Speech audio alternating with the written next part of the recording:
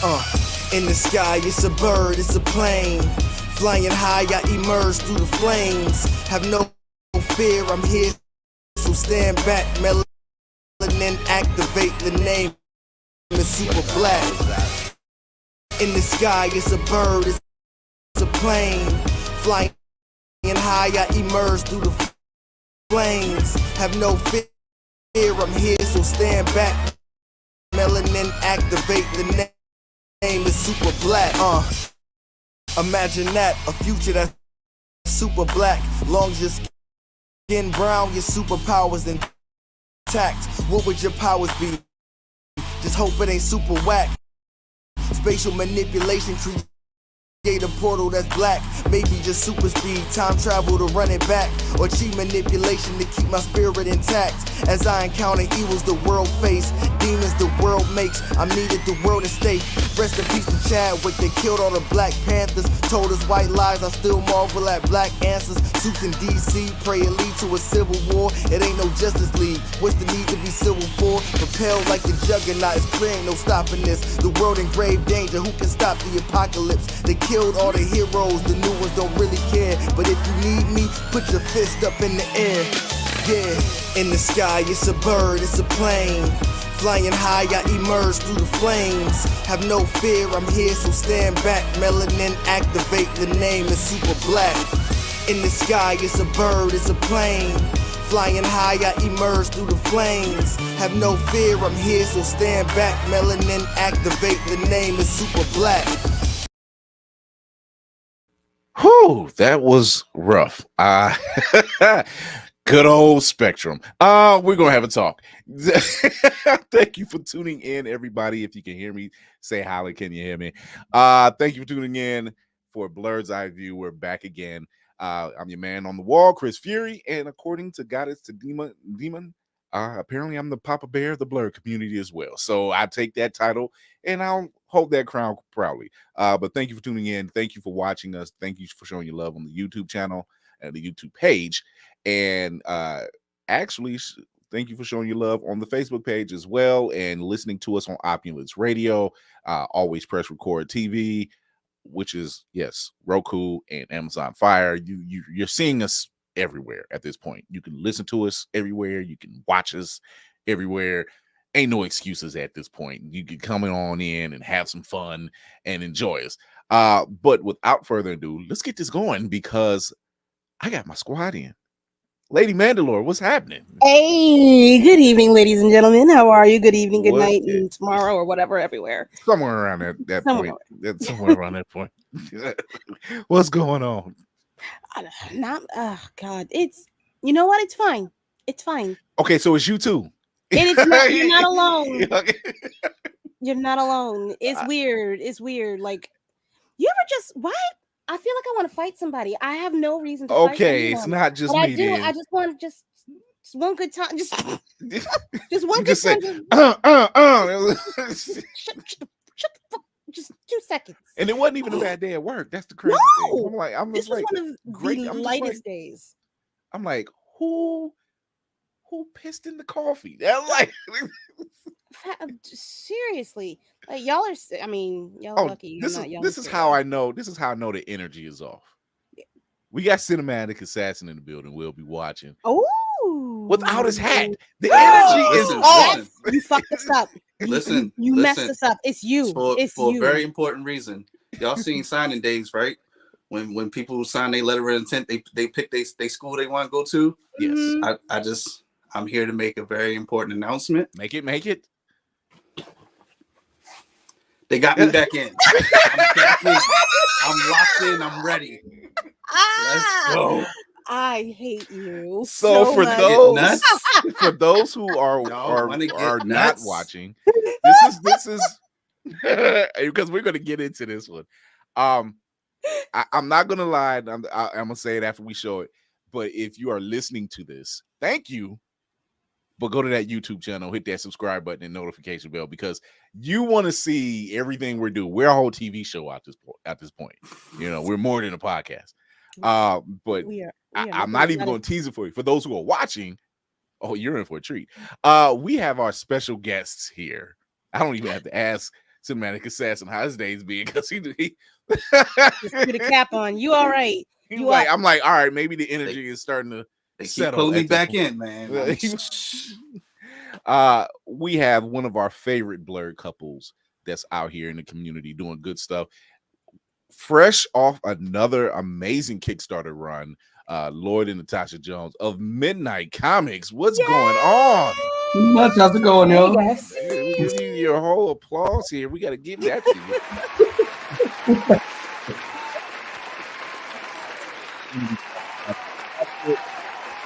All the great stuff they got going on. I love what they're doing. Their book stall is amazing. They out here doing the thing. This is Blurred Love, baby. This is Blurred Love, baby. My little you love blurs. and that's the title of the show. I need you to I need to just talk to Lady Mandalore before I label a show. I'm like, what are we calling this one? I need Milady to trademark that word right now. Yes, Exactly. Oh, immediately. So we got two titles now: Learn Yourself and My Little Love Blurs. Then there it is. It works. Man, it's been and Lloyd, I told you earlier, it's been a crazy day. Yeah. I guess it's because Cinematic Assassin didn't have his hat on, so that the energy was off. You know, Set us up for the fall. when you set up things and time ripples and multiverses, and that stuff's affecting everything. It matters. It matters. Butterfly Willie. effect. With the flashback, you should know better. Yeah, right. He's just like, they'll live. They're not gonna die. They'll live. They may not like what's happening, but they'll be fine. have a chance. That's the logic. That's the logic he had. Man, how you guys been doing, man? Man, pretty good. Yeah, working. Definitely working. Yeah. But no, It's good. pretty It's good work. It's good work. Oh, yeah. It's definitely good work. I congratulate you again on that Kickstarter run. You guys are killing it out there, Midnight Comics. You're making some moves. You're being seen, and the word is being out, and I love it. So, but we're going to talk more about that a little bit later, about what you got going on, what's the next steps, what your other projects are going on. But first,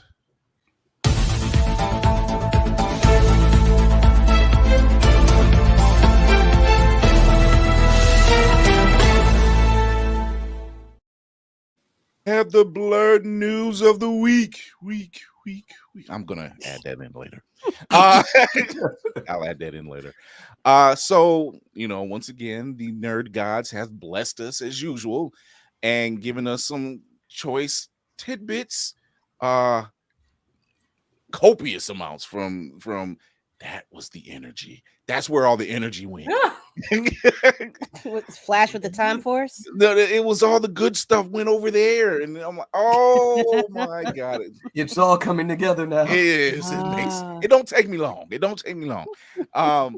But they dropped the official second trailer of the Flash, but we around here like to affectionately call it, Batman Part 3. Batman and Friends. No, but yeah,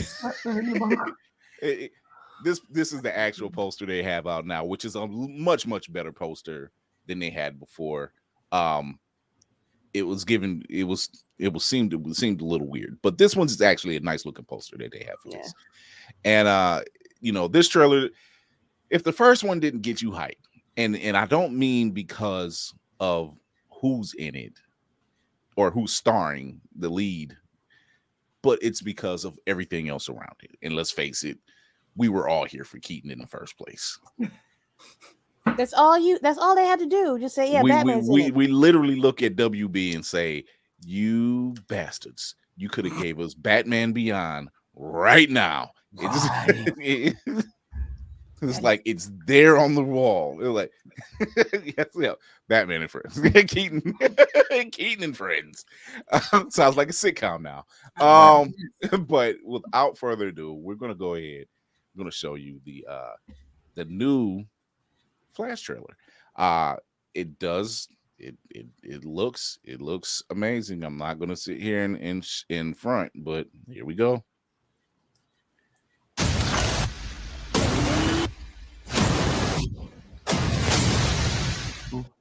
Ooh, let me make this big. I lost my parents. That pain made me who I am. I spent a lifetime trying to right the wrongs of the past. As if fighting crime would bring my parents back. You actually did it. I can't imagine what you've been through. I love you, Monkey. You lost both parents in one day. Barry! Call 911 now! I went back in time to save my parents. But instead, I completely broke the universe. If you went back and changed the past, this world must die. You changed the future. Do you know what this symbol stands for? Means hope, right? I will help you fight Zod. You want to get nuts? Let's get nuts.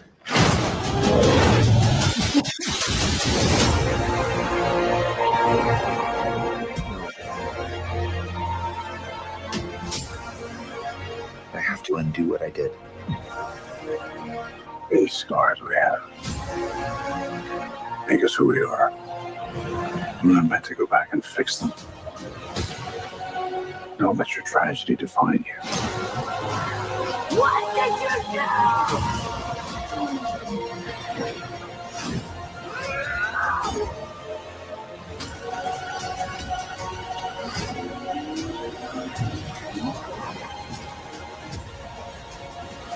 No matter what we do, we're not going to be able to fix this. No!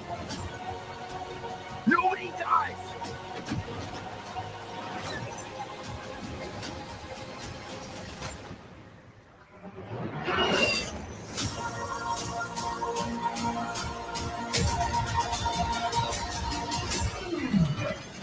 You're strapped to your parachutes. And where's yours?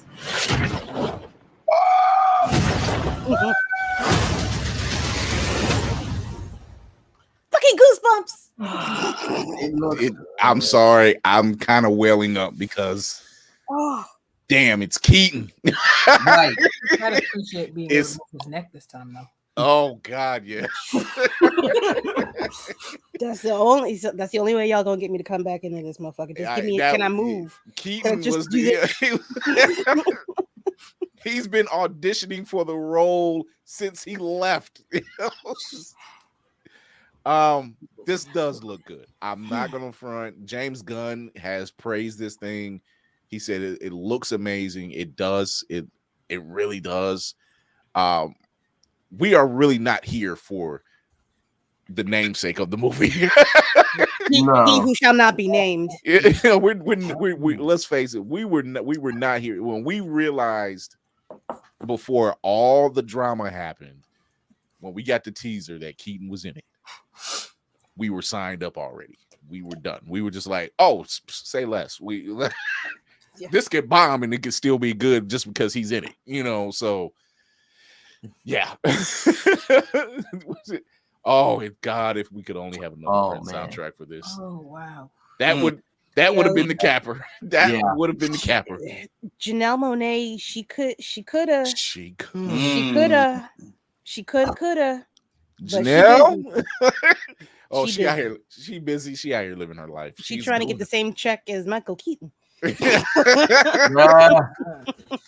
She's worthy of it. I mean, yeah. As bad as the song title is, the song still hits. I'm sorry. Yeah, it's not terrible. It's like you're just like, it's Prince. What's his worst song? Does he have a worst song? And I don't know. It's funny that she mentioned Prince. You're a fan. I never thought about it. There's actually a clip. There's a TikTok video, and at the end of Darling Nikki, there's like this weird. If you listen to Darling Nikki at the end of it, it's like this weird. You don't know what's being said. Then you play it backwards. Somebody actually played it backwards, and it says, "Hey, how are you? I'm fine. He's coming back. He's here for you." Something about Jesus, and I'm like, "Yo, he did it again." He ain't even here. Nuggets everywhere. I'm just like, just left juice and nuggets, and everybody's happy. Shout out to Grogu because he finally got his chicken nuggets. Beautiful episode. We're gonna do a recap episode really soon.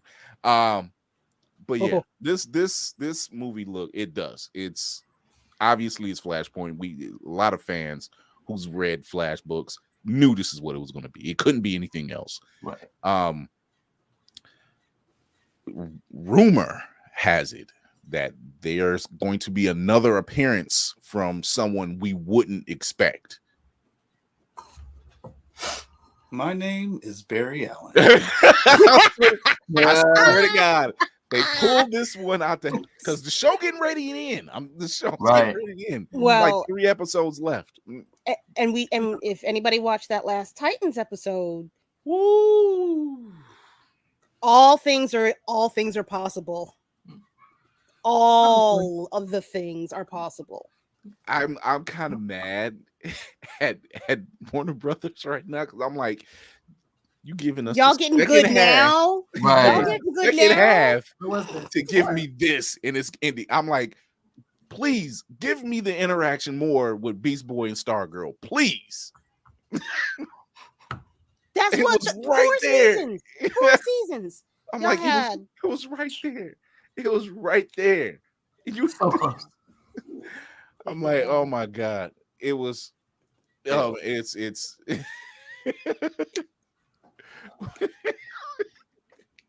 oh God. Shout out to Geek by Heart. She's tripping. It's I'm looking forward to this. I'm not gonna lie. I'm looking forward to this. And it's for a different reason. It really is. This is why Will's hat is black and white. He's representing the bat. I mean, literally at the end of the trailer, who's the first signal you see? Batman. What's even greater than that is like when they drop out of the plane. If you notice, the bat wing gets right in front of the moon, just perfectly. I just all I can say is, you motherfuckers! They secretly made this a Keaton sequel. This was the Batman 3 sequel. We were looking for all those years ago and never got. Yeah, if they pull this, if this is as good as it is, I will not forgive them for keeping this man in this movie. Exactly. However, exactly, I understand. Like, I understand. On the financial back end, I get it. I understand completely. If just looking at the past 2 trailers that they've had, I get it. You dumped a lot of money in this. You can't afford, literally cannot afford to say we got to shelve it. You can't. You're looking at a $300 million film right there. You know, so tag that up against a $90 million film. You're like, I tell you what, you sit your ass down and don't say nothing else because we got to get this money back. You know, here's the other thing. Hollywood producers are, nope, let me choose my words carefully because I want to work with them one day. In 20 years, when the details of what actually happened goes down with this and people are a little foggy in the brain, someone's going to look at a records book and be like, oh, The Flash made $1 billion. We should make more Flash stuff. And that's where people like me shall win. I will be sitting there ready, popcorn and soda in hand, ready to soak it all up. Oh man. Crack fiend. It's there. I am. It looks good. I'm not gonna say it's not. It does look good. However, we know what you've done in the fact that you're around. Like we will hold we're holding your feet to the fire on this one. We have to. In the meantime, give my man Jonathan Majors his shot.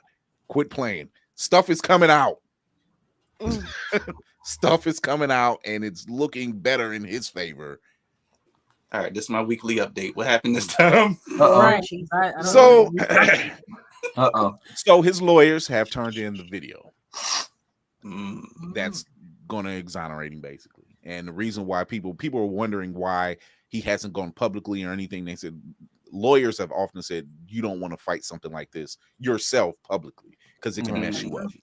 This is why he has a team around him. So he has to do what he has to do. He has to kind of keep shut, let them do their job. This is what he hires them for. Let them do their job. They have the information that they're looking for. They have the stuff they need, and then they've already turned that in. But then there was some other footage that shows. It turns out it's an ex-girlfriend who went to the club partying later that night with no sign of injuries.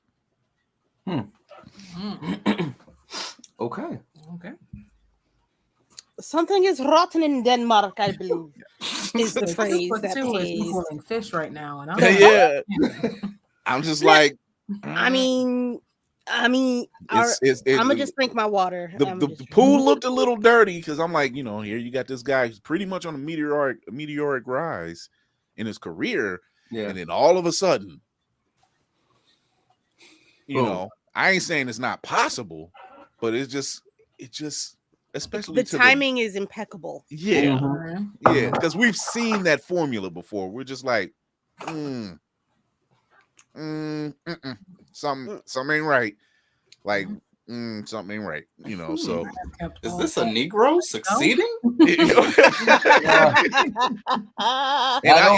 And then if you looked at the body of work that he was already involved in, and the body of work that he was getting ready to be involved in, I'm like, oh, these weren't even chump roles he was in.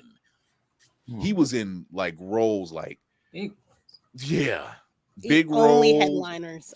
Yeah, like you're in the leads on some major stuff that's gonna get you seen on Broadway, get you seen Golden Globes, get you seen in an Oscar. Like you had some roles coming in, and it was just like, yeah, that ain't how we do things around here.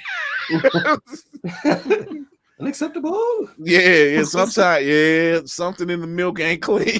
That's a good way to put it. Something I'm gonna have to start using it. Something in the milk ain't clean. It's one of my favorite phrases. Oh my god, it's one of them things. So here, once again, reserving judgment, holding back. Let things play out. But everything in this entire case looks shaky. I mean, I'm saying at one point it looked bad for him. At one point it looked bad for her.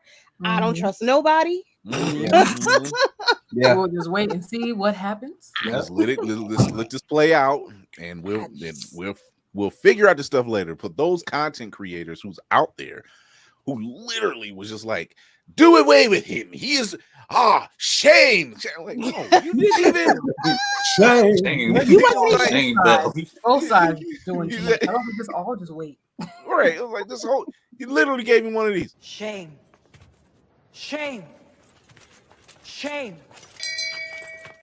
I'm so glad we've seen Game of Thrones. Yes. Asha was like, no, he didn't just bring that out. Yeah, man. I'm all ready. And when I'm not, I get ready. But yeah, Flash movie looks promising. I am Billy calling it.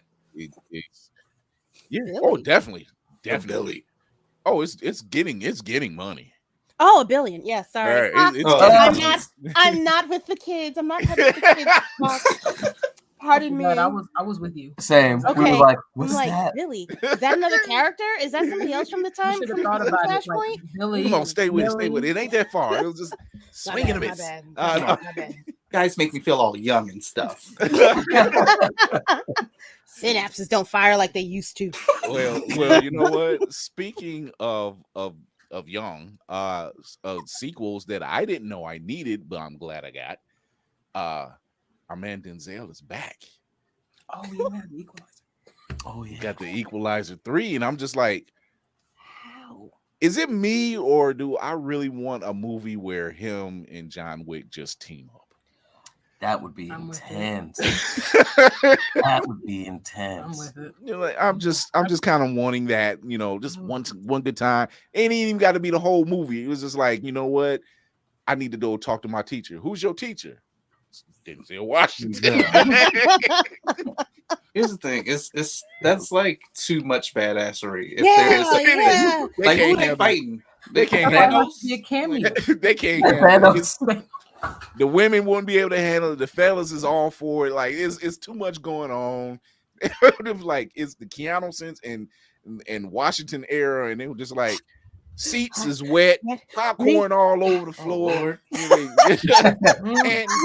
wet napkins and stuff. Just all the seats is wet. Jesus. Through Creed 3. Look, she said like Creed 3. Exactly, like Creed 3. I heard the story. I heard them stories about Creed 3. Y'all women should be ashamed of yourself. Never a day, sir. Never. Give me more.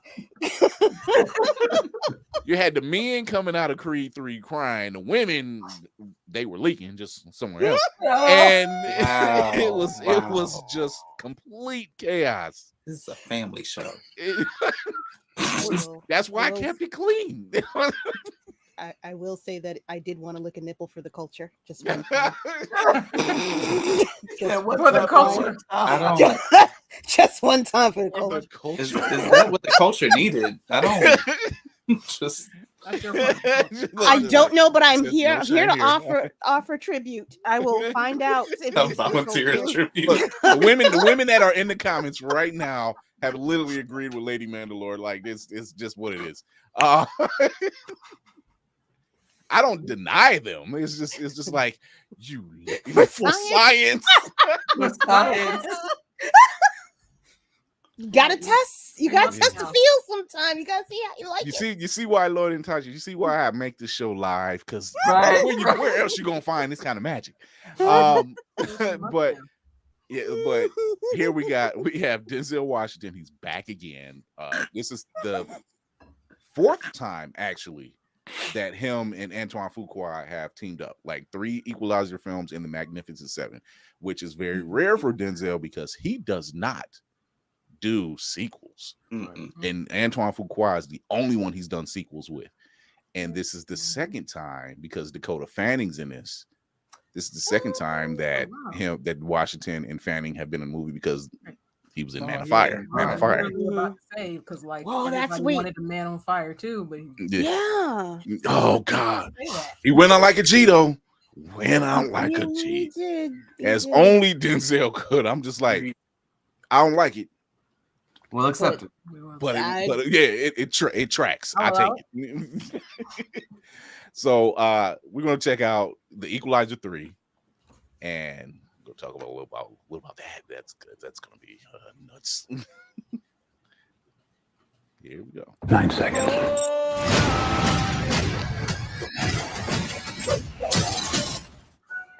Jesus. Penso che un sogno così non ritorni mai più. E incominciavo a volare nel cielo infinito. 9 seconds. That will give you to decide your fate. Ciao Roberto. Roberto, tell me, what did you do back home? Government work. I'm retired now. I understand pain, death for you. Va bene.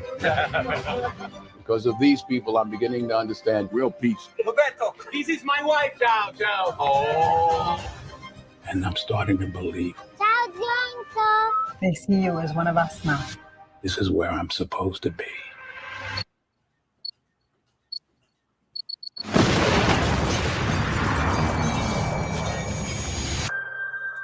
What happens here happens in many towns. The mafia. They're like cancer. No cure. Who said you could come here? You should stay out of other people's business. Whatever it is you and your friends do it somewhere else. You warning me? I'm preparing. Is that a Timex? No, it's a movie. That's the median nerve that I'm compressing. That's a level 3. If it goes to level 4, you will shit on yourself.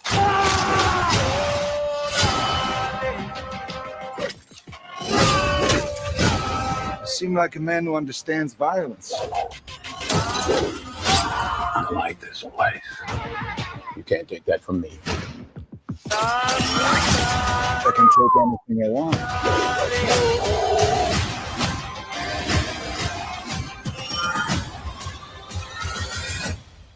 Police found multiple dead bodies on that farm in Sicily. Did you kill him? 9 seconds.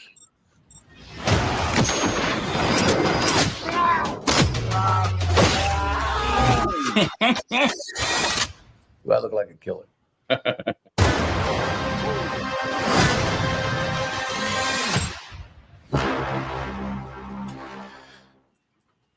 Do not mess with a badass who just wants peace. That's all I'm saying.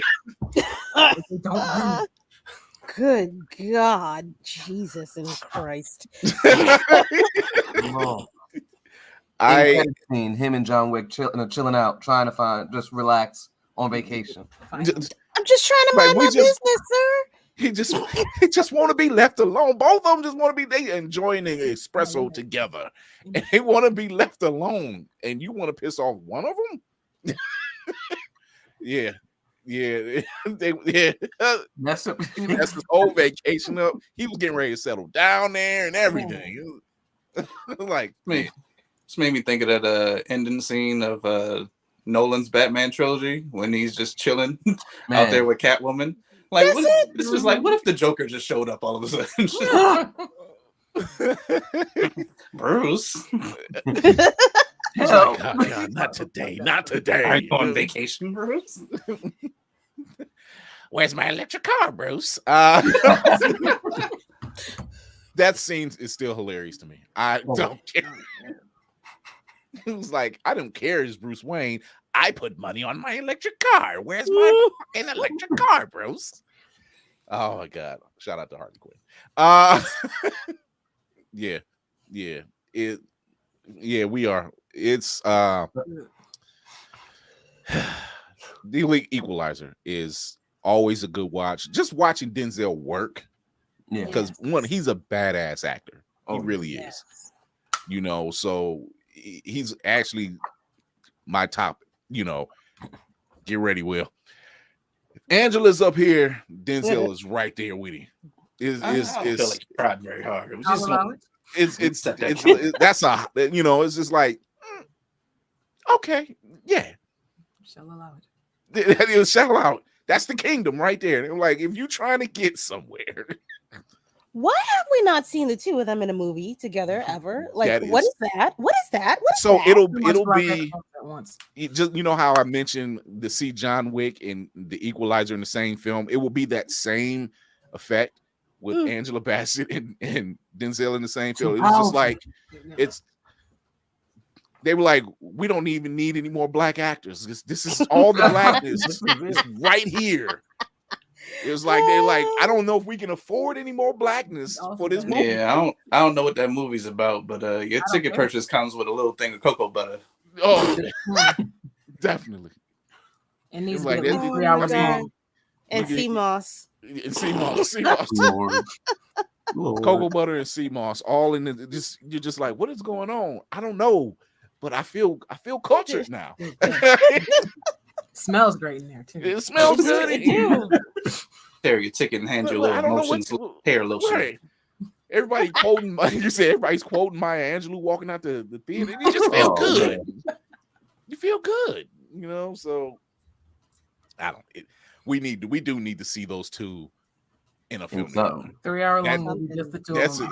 Yeah. They were like, yeah, just sitting on opposite sides of each other and just talking. That's it. These are two widowers who just happen to live next door to each other. Oh, I see you.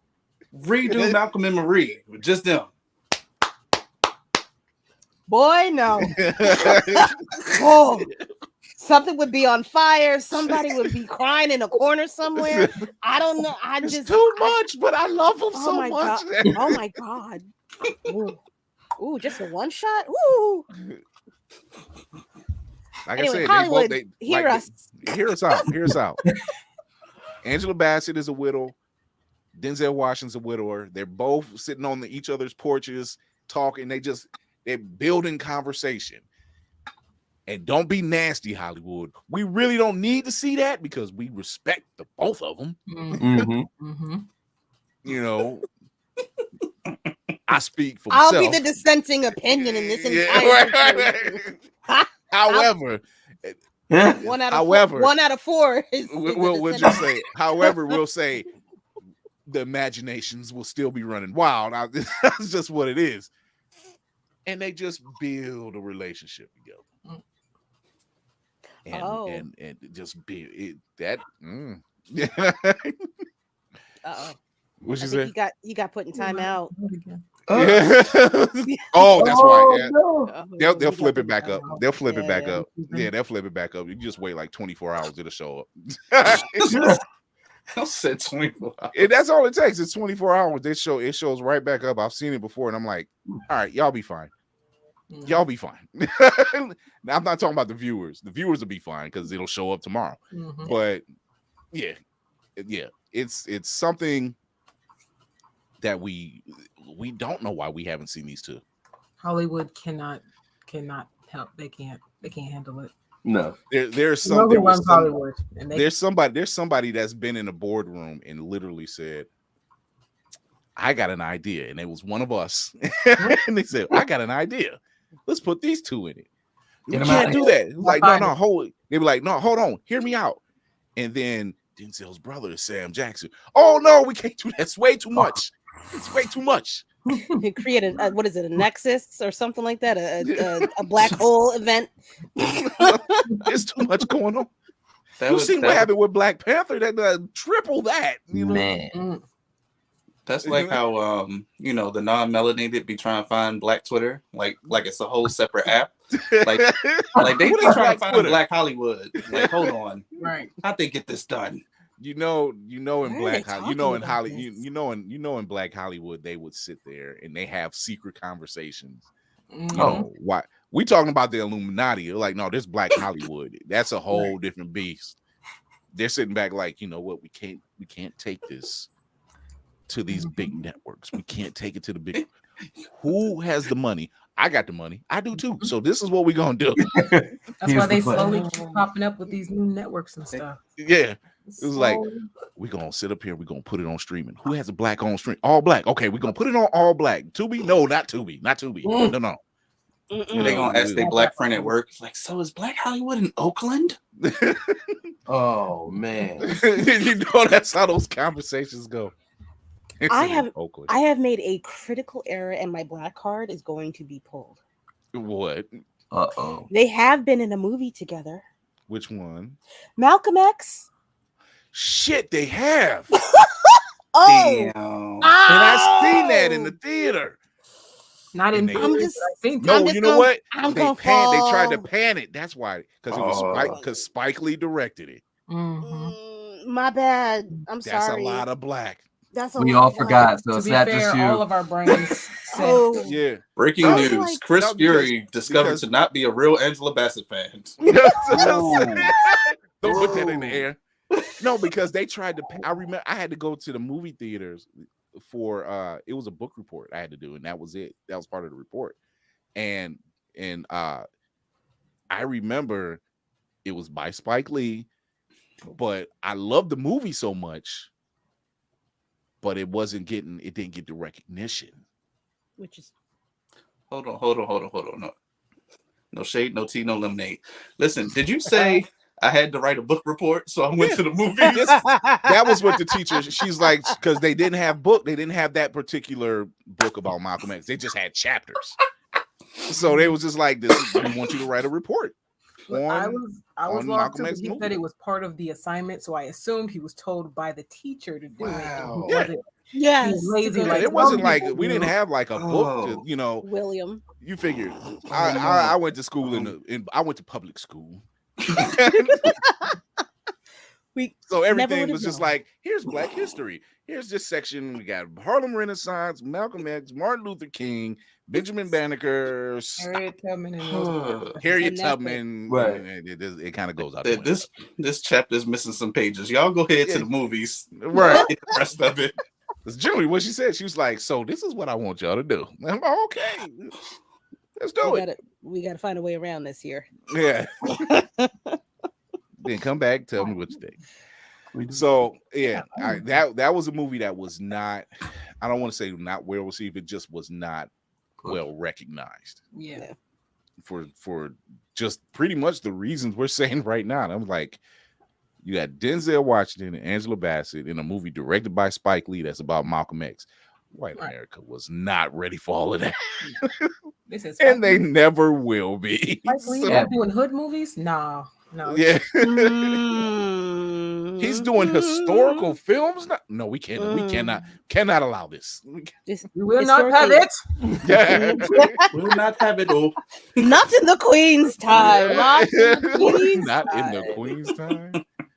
Oh my God. So is she gone? So can we do it now? In other news, it's been confirmed. Yeah. Sorry. I'm sorry. It has confirmed that Static and other Milestone characters will be coming to the DCU. Get your black ass in here, boy. What you been doing? Where you been? Running around James goddamn Gunn, street. you damn genius. Oh, who's gonna play him? Oh, So Caleb Caleb McLaughlin, who plays Better. who's the only black kid on Stranger Things Better. next to his sister, has expressed massive interest in playing Virgil Hawkins. He can still do it, sans the facial hair. Out of that beard. Yeah. That boy got a beard. Oh my God. That's a thick beard. I'm just like, y'all can hurry up with this final season of Stranger Things, because like this kid, this is a whole grown ass man you got over here. Right. I mean, unless they don't start it off with an origin story and we just kind of see him already doing stuff and maybe flash back to how he started. That could work. I mean, give it some time. Yeah. Lit. I know I've been saying let him cook all day, but let James Gunn saute. I don't understand. Let him saute. I don't understand why y'all tripping on this man taking over and throwing out the hot garbage that was DCEU. Y'all are fighting the wrong battle for the wrong thing. For real. Y'all better let this go. They're like, we want the Snyderverse back. I'm like, look, that's a battle you don't want to win anymore. You're not going to win it. Is that still happening? Is that right? No, that is Zack Snyder himself is still pushing this thing. He's like, oh, we're going to release this on Netflix. I'm like, dude, stop. Let it go. Sir, your time has passed. I am sorry to let you know that in advance. It's been Honestly, away for a while. I feel like Zach doesn't even believe it. He just enjoys gaslighting the fans. they'll riot on his behalf. Right. He's like, you see what they did for Sonic? They'll do it for me. And I'm like, no, dude, no. Boo, you had your one time. They gave you the one time. You got 3 movies out of one hustle. It's over, boo. You got, what was it? Not Spider-Man. Oops. Not Superman. His last, the Justice League, his version, the Snyderverse of the Justice League was his last hurrah. It was his last hurrah. And I don't get me wrong, I kind of like that version. Yeah. But I don't like it enough to say bring back this entire universe. No. I'm like, I really haven't forgiven you for Superman versus Batman. Batman versus Superman. I haven't forgiven you for that. Because it was too much you put in there. It was way too much. And I can't forgive you using Donatello or Michelangelo or whoever one of them turtles who used as Doomsday. I cannot let this slide. It's just one of the things. I was talking about the Ninja Turtles. I know, dude. I'm like, wait, what? What did that happen? What are you talking about? Yeah. Take a look at it again. That's a damn Ninja Turtle without the headband. It's one of what's his name? Michael McBay. Michael Bay. Michael Bay. Yeah. It's one of his. Yeah, because he did the Ninja Turtles movie, which technically is not a bad film. Those aren't bad. It's just different, unique. It's just too much. That's what it is. It's too much Michael Bay. It wasn't the turtles themselves. It's just too much Michael Bay. Yeah, Michael Bay has to Michael Bay. Otherwise, he's not Michael Bay has to Michael Bay. That's a way to put it. Michael Bay got a Michael Bay. You know what I'm saying, baby? You know, it's just man. Come on. It's just bad. Yeah, the Ninja Turtles movies weren't, like you said, Lloyd, they were unique. Yeah. But they still held the level of Ninja Turtles. Like the elevator scene is still funny. You know, there's certain things that they did that I enjoy. Bless your heart. But it's Michael Bay. It's Michael Bay. He Michael Bay'd it up. You know, so it was like massive explosions and a lot of stuff going on, and I don't know. Didn't they fall off a skyscraper and sort of just walk away? Something like that. Yeah, they did. Michael Bay. They do have good durability feats. I mean, they're turtles. The shells help. Mutant. Yeah, right. Yes. The mutant is very important. Turtles. Pardon me. But I think in the case of the Snyderverse, it's just like, okay, you've had your moment in the sun. It's done. You stop trying. There's nothing else to see. We don't need to see another version of Suicide Squad. We're not talking about James Gunn's The Suicide Squad, which is far more superior than that first one we got. You could see the characters. Yeah. Not a high bar. No, you know, when Harley Quinn and Rick Flag are your standouts, I'm just saying, you know. Nah. Yeah. Not a good and James Gunn made the very, very wise decision of saying, this isn't a Harley Quinn story. And it wasn't. It's never been. No. Like, Harley's you have popular one right thing. now, so they put a lot of stuff around her. Yeah. Her scene was amazing, but everything else around it, everybody else. How it should be. Balance. Exactly. So for those who are hating on James Gunn, let that man saute. Just he's got something working. Previous work has already stood the test of time. You know, just from Guardians alone, that the soundtracks is going to be fire. Peacemaker soundtrack was fire. The Suicide soundtrack was fire. Let that man cook. Coming 2026, Icon and Rocket. That's that's gonna make us so. They be like, question. The real question: how quickly do I need to get this script submitted? 6 months. Well, I would tell you this: the way James Gunn responds on Twitter, probably tomorrow or the end of the week. Yeah. Before the end of the show, my friend. Before the end of the show. When I say I seen that Twitter, and I'm like, 14 hours ago. How come this ain't? Hold on, let's fix this. Let's fix this algorithm, because I did not know about this. And here we are. I gotta hit him with the old friend, Jimmy G. Jimmy. How's it been? You know, I was How's the having family? prosciutto with your brother Sean the other day, and fantastic guy, by the way.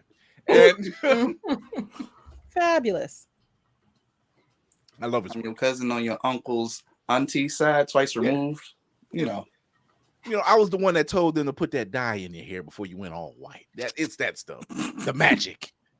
Yeah, that guy. Okay. So basically. He did that. That was overnight. I'm like, that is not the same. Oh, that is the same. Okay. That was like so. Somebody stressed him out bad. I'm like, how long were you? Okay, never mind. So Vince McMahon's hair dye. Woof.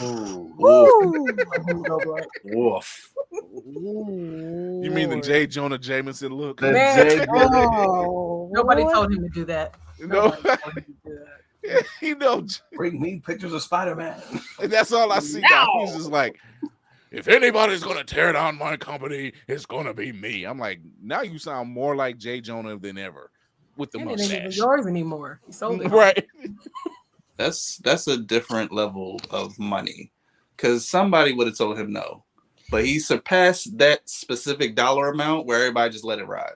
The fact that it's so pencil thin, right? Oh, yes. At least shave the mustard. Drew it on with a bic. Hot Bic pen, just kind of tattooed it out. It's so bad. It's so bad. I don't understand why he's like that. Queen Jasmine is in the building. Hey, Queen Jasmine. If you have not gotten your tickets to the Royale's coronation that's going down in Texas this weekend, you're gonna miss out. And I'm one of them because I'm a busy man. But it's okay. I'll see Queen Jasmine soon. But yeah, they have a castle.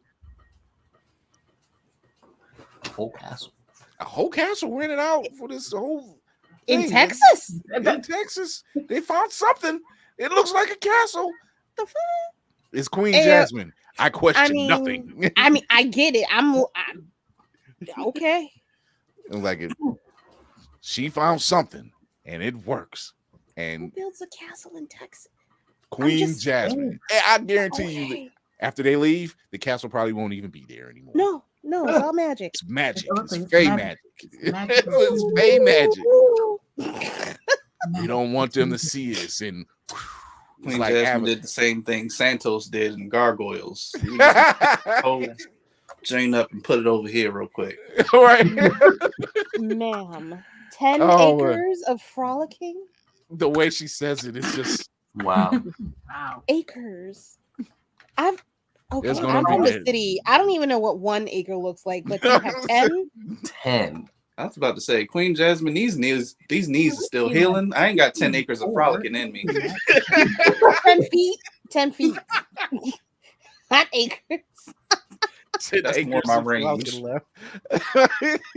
feel like we've seen 10 acres of land. Oh my God. I am looking forward to seeing Lord Strife in the building. I'm looking forward to seeing these pictures. Yeah, I won't don't tell the secret.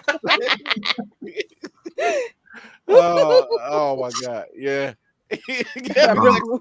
Wait, a room of requirement. Yeah, right. The room of requirement. I want to go.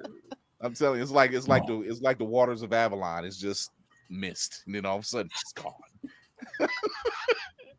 Oh my God! He said, "Better suck it up, frolic like the meeting." But I'm so happy for the Black Fae family out there. They're doing their thing. They're really making a difference out there, and I'm like, adulting sucks. I'm missing parties. I'll wait till they come back to Atlanta. Oh man. Maybe I won't miss out this year. That sounds like a message, Lloyd.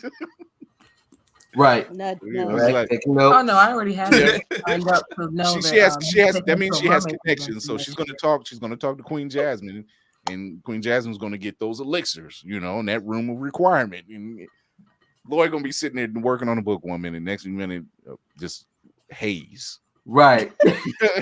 Look, where he am already I? has to pay for me to go to a mermaid convention next year, so yeah. Big things. Things happen.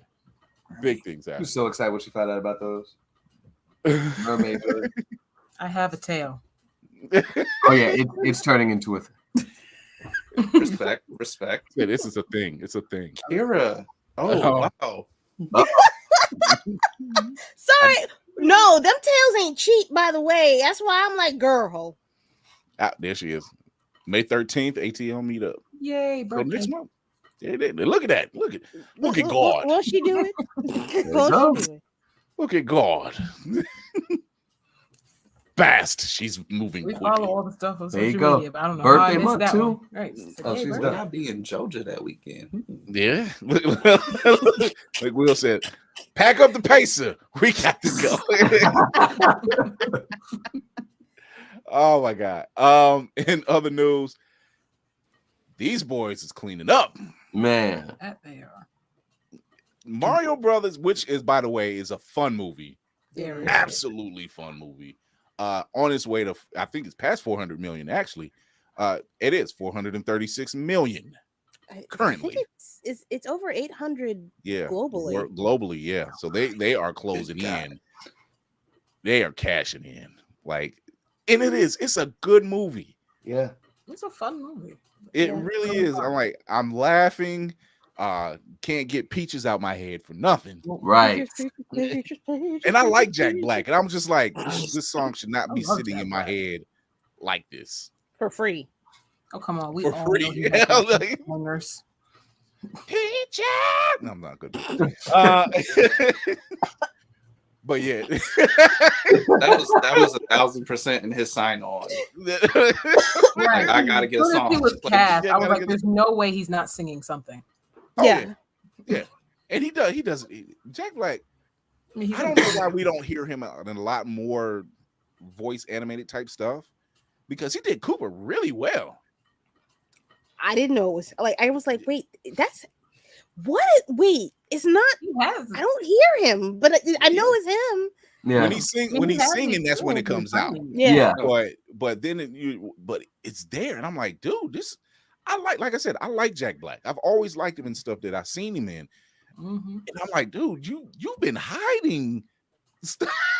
You've been hiding these gifts. And he's funny. Yeah.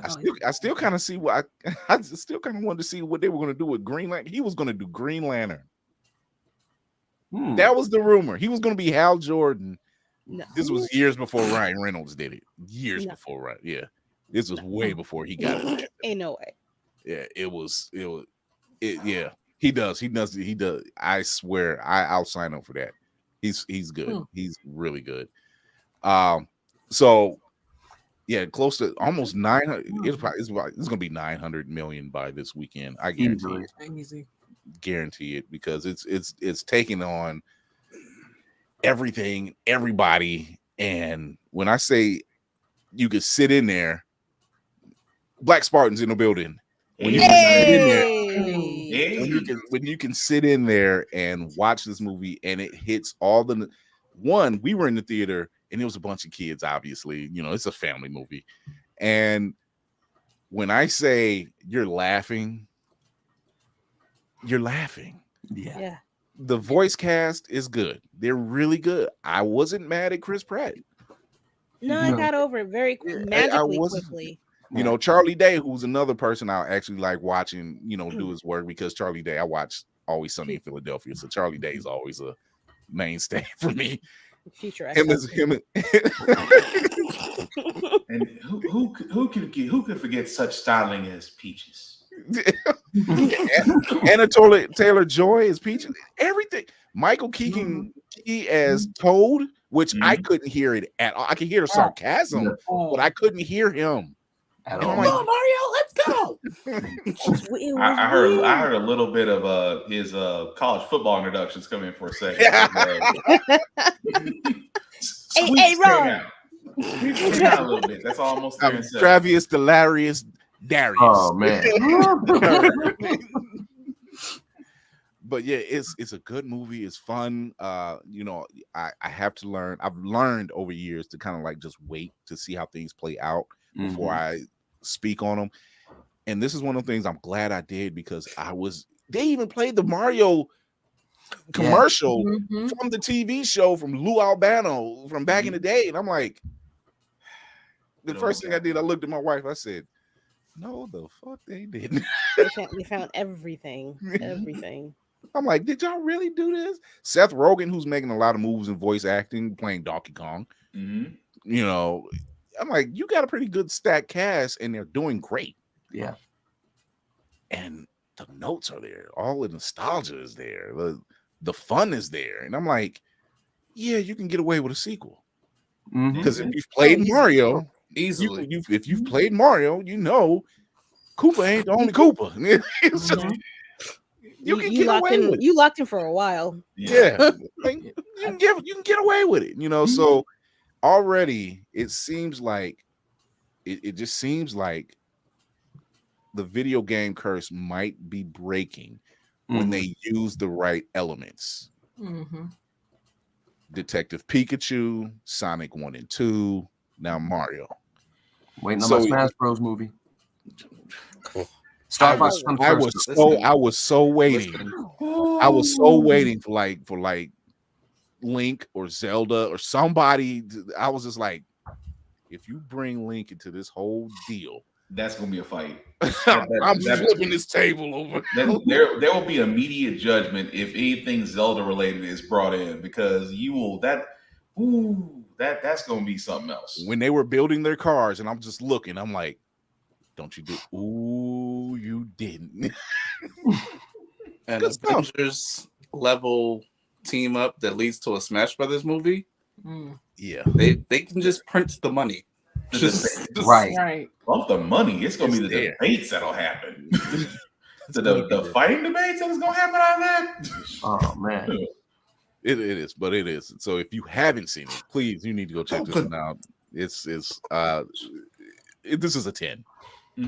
This is a 10. It's a 10, and it's fun, and it's funny, and it's enjoyable, and it's nostalgic, and the music they're playing, and I'm just like, y'all really learned how to grab everybody. This just goes to show you what happens when you pay attention to the source material. And have the people Mortal Kombat source material. Yes, please, Mortal Kombat. That's the only ones, and see, they're the only ones that can't seem to figure out how to just, like, you have it there, just make the movie. Don't fast pace it, just make the movie. Or you can just go to Ed Boon and ask for a script. But you didn't want to follow fan favorite character Cole.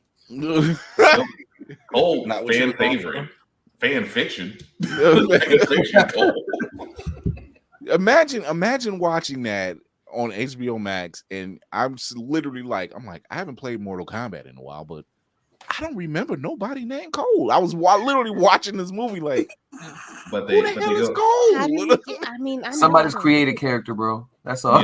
Yeah. I was like, like, what part of the game is this? All I got to say is, how dare you tease us with the Lin Kuei and the Shiaryu ninjas of favorites, and then you bring in Creative Fighter.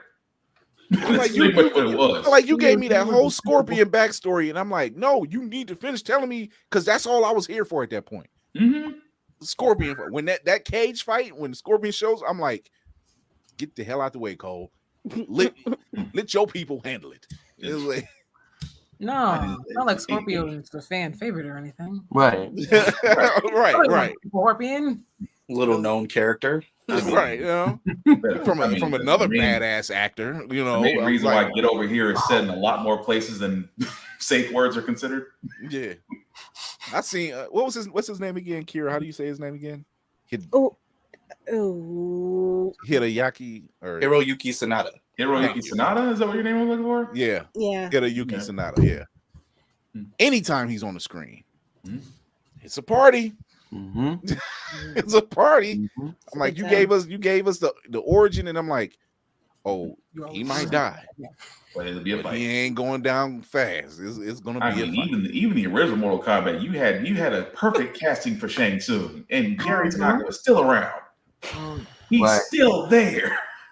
I personally just to hear him just go, your soul is mine. It's just like, it's perfect. Like, what the fuck? Like, it's not what y'all don't have the money. Is it the month? You clearly are throwing it away at these other I'm people. sure he's Right. We put all. I'm sorry, guys. We put all the money in the coal, guys. Come on, we got to cultivate new characters. I believe new it. We have to dump it here because it only counts here. It went into the creative fighter. Superboy of Mortal Kombat, the Superboy that's from our Earth that goes into the comics, right? Except he's not cool, right? I love the disclaimer. I love that disclaimer. Except he's not cool. So, oh my god. Also, April 19th, which was last week, was the 30th anniversary of the original Power Rangers. This was shown on Netflix. This was an hour. I checked it out. They did a nice tribute to Tri Twang and Jason David Frank, you know, throughout the show. And you know, it's I was kind of there for that moment. You know, I was just like, good, because it's Power Rangers. Yeah, you know, he was my favorite. Yeah, you know, and people were like, oh, it's booty cheeks. I said, you got to think. Power Rangers has always been cheesy. Yeah, it was literally perfect. It was doing exactly what it was supposed to do. It was what we needed. We needed hip hop keto. Right. Are you breakdance? Walter Jones. Walter Emmanuel Jones. Hey, the man's lineup finally got fixed. If that's not correct in the time, I don't know what is. That is what I tuned in for. It was like, did they? Yes, they got him. The hairline was finally fixed. Didn't look like it was the same haircut that every 90s black kid from Disney got. Oh, yeah. Jesus. I love that this movie made up for the lack of giving him any like real focus episodes when we were kids. Like this, he was the focus. Him and Billy. And Billy. Billy, I like how they did Billy's character. Yeah. Like he was very much stepped up and practically a leader role. Yeah. You know, so shout out to you know, you can say it's cheesy, you can call it what it is, but you know what? At the end of the day, it was what we were looking for. All I can say is Billy came up with these hands. Billy said these Megazord can get these hands. I was like, my dude had my man is he's a whole businessman who has the base underneath the business that his workers don't know nothing about. I'm like, if that ain't Dexter's Laboratory. Right. He was like, why are we coming way outside of Angel Grove to this place? I want to see what this building look like because we know what the base looks. I'm like, right. What did you do? They're like, the physics is beyond. Like, why do we got to go up 5 levels to go through the front door? Well, there's an answer for that. We know what he did. That's drawing an awful lot in the back cave built power downstairs. Right. Like, that's where we keep all the electrical. We have a team for that. You do? Trust me. Don't worry about it. Your office. Right. Have you noticed we never run out of power? Like, no, we don't. What's this missing $5 million on our balance sheets? That was the one thing I was like, Billy must have had a hell of a corporate account because him and Alpha 5 had some dealings. It was like, this is what we're gonna do. We're gonna make this money. You know what? It just solved the theory. Alpha 5 invented Bitcoin, and that's how they made it work. Shut up. Oh man, that explains so much. No. So Dogecoin. Dogecoin to the moon. No. So it's so much. It's safe to say that we're getting a lot of nostalgia. Yeah. A lot of nostalgia. So it's like what was old is new again. And we're here for it. And once I find out, I want to give credit to the artist because I don't have the picture, so didn't want to show it yet. But we know, the squad knows, if you were a fan of K&D, Kids Next Door, for those who are living under a rock, I saw that picture. If you've watched the TikToks and checked the Twitters and mainly Black Twitter, and you understood, and if you were a fan of the show, you know that there was supposed to be another season where it picks up and there's the Galactic Kids Next Door. Never came to fruition for some ungodly reason. Well, Cartoon Network Official on IG shared this artist's rendition of what that would look like. And we went kind of nuts with it. We shared it on Twitter and tried to figure out why, and we tagged the illustrious, incomparable Cree Summer. And she responded accordingly, and we're just kind of like all freaking out, like, oh, wait a minute, she responded to you, she reminds me too. And I'm like, shout out to Cree Summer. Even she wants this. They all do. You know, so it's like you figure we need the continuation, we need to finish up. If you're if Nickelodeon is giving us another Rugrats, if Cartoon Network has given us the finishing story of Samurai Jack, and they've given us another version of Teen Titans, and they've given us another version of the Powerpuff Girls, what's wrong with the Kids Next Door? There's somebody that's still doing a line saying, I don't think it's gonna work. My brother Montel, what's going on?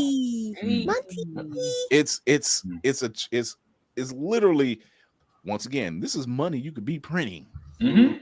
It's not, and make a whole new generation fall in love with them kids. Right. You kidding me? Right. We need Kids Next Door. I mean, the room is there. That's all I can stand and say. It is literally there. We're like the Bishop War College over here. Great book, by the way. Check that out. If you ever want to know what the X-Men look like, they were black. Check that out. Cyclops with locks. I have an idea for cosplay now. Yeah, see, but yeah, like we have been clamoring for kids. I watch old episodes of Kids Next Door. And Cree Summer's going to be at BlurCon this year. I got to get my number one together. I got to get my gear together, which is not hard gear to use because I'm already bald, so I already cut my hair bald anyway. So why not? You know, my tickets. Work on a British accent. Get some khaki shorts and some butters. Get a couple empty pop bottles and some wood planks, maybe some foam for that. You know. Rig up a goofy looking weapon and boom, call it a day. It's a done deal. Pretty sure I can braid this right back and put on a red hat. There you go. You could. I got you. There you go. I'm doing something with this mop. But you're right though. It's just the nostalgia. The nostalgia wave is there for Kids Next Door, and really a handful of I can't call them old. Let's just say newly seasoned / almost vintage cartoons that we know. Wow. I mean, if you think about it, if you really gymnastics, the verbal gymnastics. Hey, I speak good today. I'm good. I speak good. Last 2 weeks have been a struggle. If you think about it, there was an article that came out a couple of weeks ago. They were saying that the majority of toys that are being bought, you know, when you look at Marvel Legends, the DC line, and the Todd McFarlane stuff, Legos, it's Gen X. So we look back at you and say, so why the hell did you close Toys R Us? One-stop shop. That's all you had to do. Those were hunting was the days then. The big box Christmas booklet. Oh God, the disappointment. The disappointment. It's like, look, can I get this? No. You got this. I want look the at it. Transformers G1 series. Do you have Transformers G1 money? Look, when you make a booklet out of the booklet to show your mother exactly what it, I need this Transformer, and this is what he looks like. It was so bad when you learned finance and like, look, I can get this, I can get this, I can get this, and it's only $200. $9.99. How good do you think you've been this year, small child? What them grades? You can only get 3 gifts. Yeah, Okay. there it is. What them grades look What them grades? Oh, the like. grades look like. Did you clean your room? Like, did you wash? Did you take out the trash? I don't know, son. That math is looking more like a hard Nerf gun right now. I don't know about Transformers. You might get a Nerf. Wait, that's what you say. So is that a deal? Is that Is that a deal breaker? Like, because if there's a Nerf gun you're looking for, I have this one right here. I need. You got Transformers dreams, but you got hula hoop grades.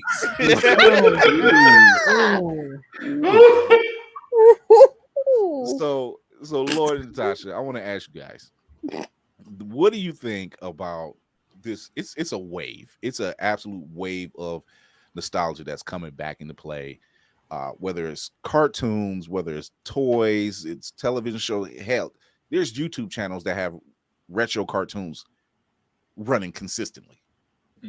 You know, so the need is there. The want is there. We're getting shows like we're getting a Venture Brothers closeout movie, you know. So Generation X is kind of running the show right now. We're just like, hey, with the new demographic, you want to get rid of TikTok. However, TikTok saving lives right now. All right. We got intro songs that don't leave our head and everything. Like, you need to fix this.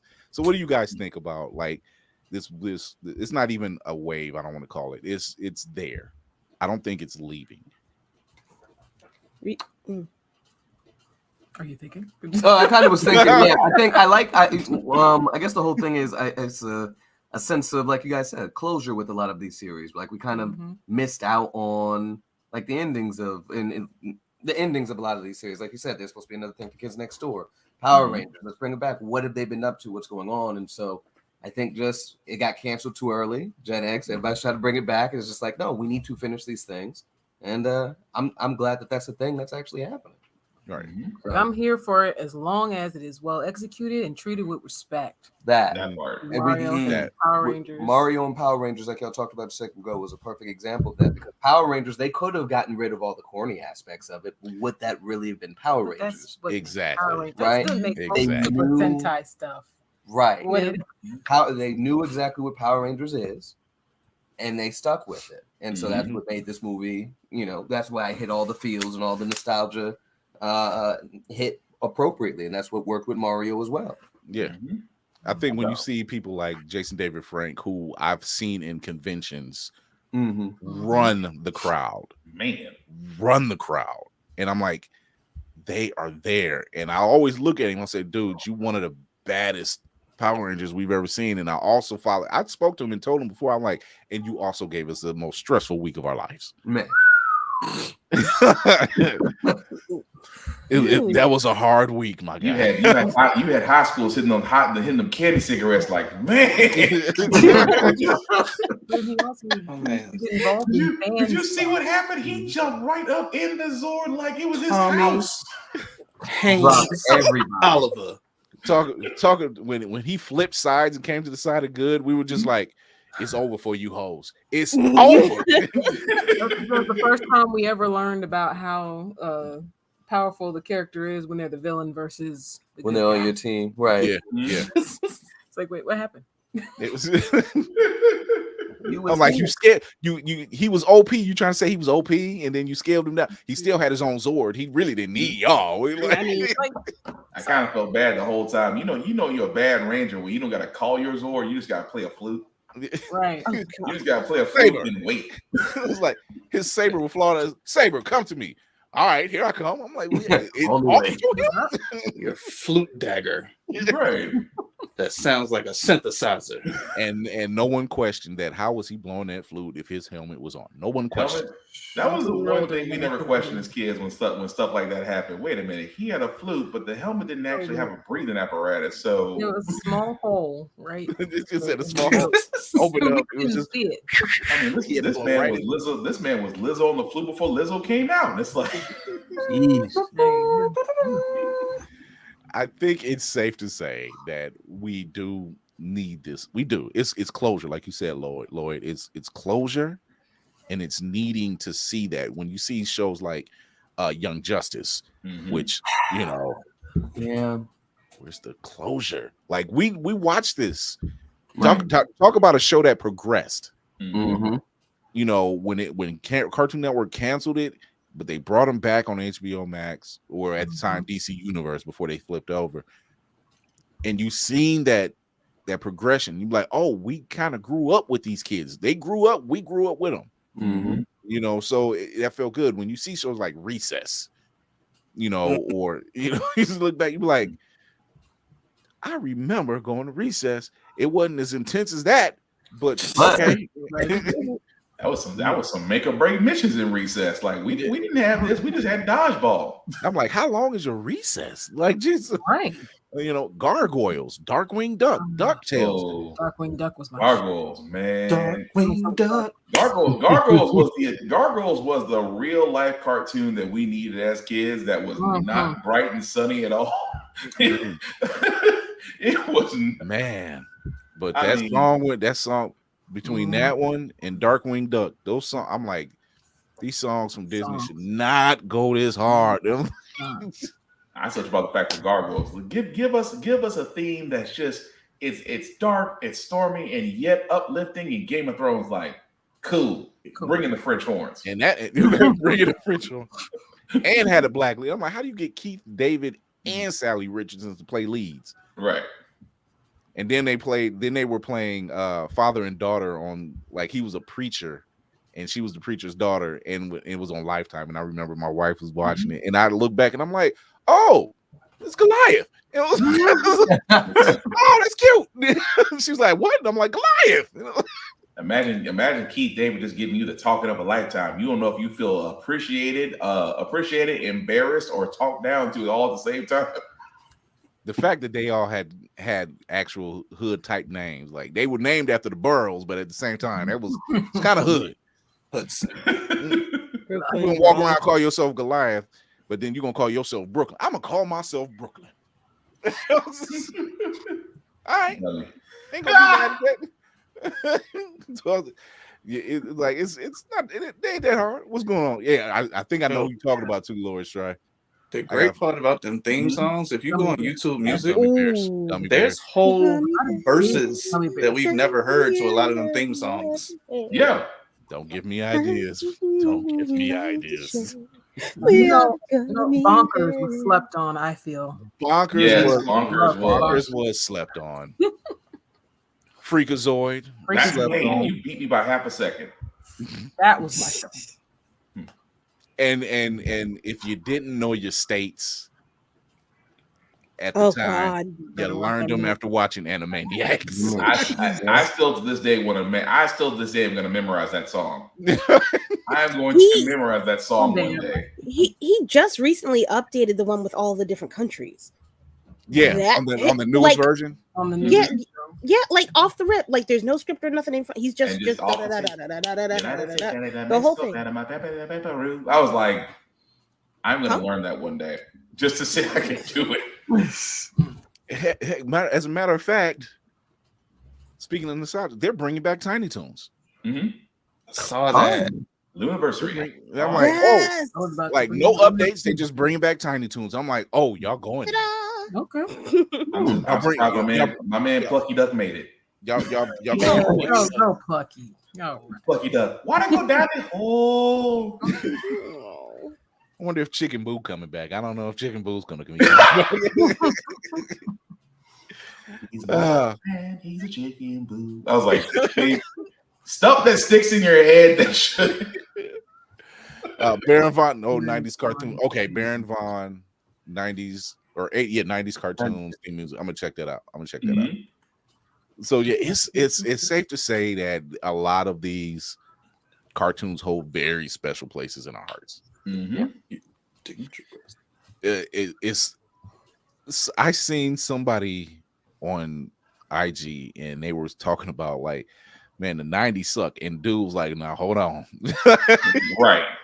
He said we gave some gems. Like that was a whole the 90s was a whole culture vibe. I mean, that was just scratching the surface. I mean, there's so maybe not fashion, but not fashion. You know, we don't count Freaknik neither. But you know, wow. It started before that, so you know. Wow. I ain't never seen so many people so nervous over a documentary. Never seen a documentary. Oh man, yeah, deep anime, yeah. Oh man, I missed. So yeah, it's one of those things. The 90s provided us a lot of There's literally Gen X in the 90s is like peanut butter and jelly. I mean, we had see-through electronics. We Peak had technology.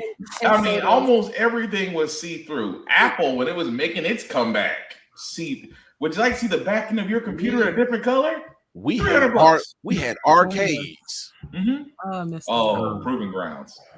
I guess we have arcades again now, but arcades. Aladdin's Castle was ours. Aladdin Castle. I still have a couple of those coins. When your rep depended on how long you was on the sticks. True, man. $20 went a long way then too. So I was like, I just nowhere in these arcades. No. It's like $20. I need $20 for gas. That ain't enough. Ain't enough. remember when $20? Wow, it's like an old person. Remember when $20 lasted you at least 6 hours in an arcade? $20 had you feel like you had $1,000 because the moment you went to that machine, the machine broke because it ran out of quarters, and you had to get that old guy to give you quarters. He's like, "Oh my god!" And it had to be the crisp one because if you went to that machine and it wasn't crisp enough or straight enough, you wouldn't get no toast. But it was nothing like a feeling walking around like a big bucket ass of quarters though. I forget what movie we was going to, but me and my homeboy missed the beginning of it because he got locked in a zone playing Marvel vs. Capcom and was just knocking people out, person after person after person off that one quarter. I was like, you can't leave. Okay. It's not a rap. It's not a rep. The rep has to remain. You gotta be that guy when they look at the high score and they try to figure out initials. They've been doing CSI trying to figure out who the initials are. I need to get that. That was a time. That was a time, and I miss it. I'm glad that we get a lot of stuff. Thank God we got the finishing for Samurai Jack. Albeit it was a sad one. You know, we kind of expected it, but we still got it. You know, so when we see stuff like James Gunn saying, "Hey, Static's coming to the DCU," and we're just like, we need this. Gotta get my script done. It's just the fact when he announced it like that and more of the milestone coming. So I'm like, just say it. Just Lord Strife, you was in my head just now when you said this. He said, "Dudes today could not be able to handle a cargo short pocket." You right. You ain't lying, man. You right. You ain't lying. Not with them pants they got these days. Don't wear no belts. No belts, no belts and tight pants. I'm like, bruh, $20 worth of quarters or tokens. Your pants wouldn't make it. You wouldn't make it out that mall. You wouldn't make it out that room. Never made it. I mean, you put Street Fighter in a laundromat, and people just come there to play games. They didn't care about their clothes after a while. You're right. I can't tell you how time I got in trouble at laundromat. Boy, didn't you supposed to wash the dryer? Look, he came up to me. He said, "New challenger." I said, "Run it." He's still here. I couldn't exactly legal tender. He put the quarter down. It ain't my fault. Did I tell him to challenge me? No. I've been in those tournaments. I've been going to the amusement park and then finding out like, oh, the new Street Fighter game came out. And I got beat by an older dude because I'm like, I was beating all the kids. And I'm like, I wasn't trying to. I just found myself, oh, we're doing that. Okay, tournament. You next up. That's why, you know what? That's why I'm jealous of kids now. Because before esports, we were in our prime doing all this. And my mom, who I love dearly, very lovingly wise woman, sat there and said, video games will get you nowhere. And now I feel like I have to go back to her and say, now, see, had you let me focus on that instead of my studies, I could have been those 13-year-olds having paying for your house at 13. Just point out. You're right, the bowling alley. Yeah. There was some spots. There was some spots. The 90s. How we missed it. But we're getting some stuff back, so that's a plus. We'll never know what could come back, but we understand that stuff like Mario, which is a hit, even Evil Dead Rise, which is still a callback to a lot of stuff, you know, is making moves. And it's just, you know, we was outside. You're right. We was outside. You can like We were inside. We were inside. Know that we did something that we were not allowed to go back out and do. Right. We was inside. We was in trouble. Right. Looking out the window. Hey, y'all stand by here so I can watch y'all play. These kids don't understand the days when you used to get locked out the house. Go play. Oh my God. Don't come I back can't leave until my mom come home. drink that garden hose outside and eat water. Yeah, take some tubs. Congregate at a friend's house down the street. That's why we tough as nails now. Garden hose was Gatorade. Yeah, for real. I'm thirsty. On a hot ass too day. far. Who got a garden hose? I got one. Let's go. On the way. I mean, between that and well, no, between that and the Pizza Hut buffet on Friday nights. When Pizza Hut was good. When Pizza Hut was good. When Pizza Hut was good. No, Kira, Pizza Hut was divine. Pizza Hut was like the Ruth Chris of pizzas back then, where you. I had Pizza Hut. I'm just saying, I live in the city. Y'all are having a completely different I'm sorry. experience. You were in New York, so you had variety. I'm sorry, Kira. You had variety. Down south, that's all we got. No, it was if you're not inside and there nobody else has the key, you are inside. There's no running around outside. Oh well, that's how I was. I was like, I ain't got no key. I got to wait. I got to wait. Dang, I used to climb the tree through the window, but that's a whole nother story. Well, I've stressed the man muscle getting back in the house.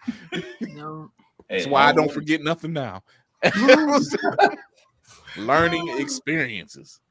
Oh man. So before we're going to take this commercial break, we're going to talk to our guest, Lloyd and Natasha of Midnight Comics.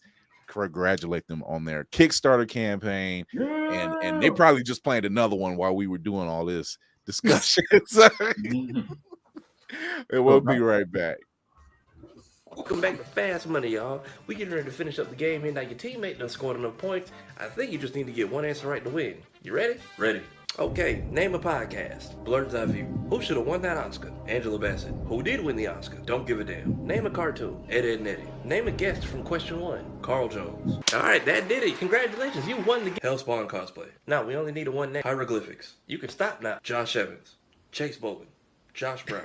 Y'all cut the commercial. He gonna be on this for a while. Blurred's Eye View. Be sure to peep the podcast on all platforms, or stream every episode on Always Press Record TV. APR TV now downloadable on Amazon and Roku. APR TV, the power of podcasting in the palm of your hand. Get it today. All right, and we are back with our guests, Lloyd and Natasha. Let me put you guys over here and give you the big. There we go. All right, and Lloyd and Natasha Jones of Midnight Comics. How are you guys doing? Good. Yeah. Working. Yeah.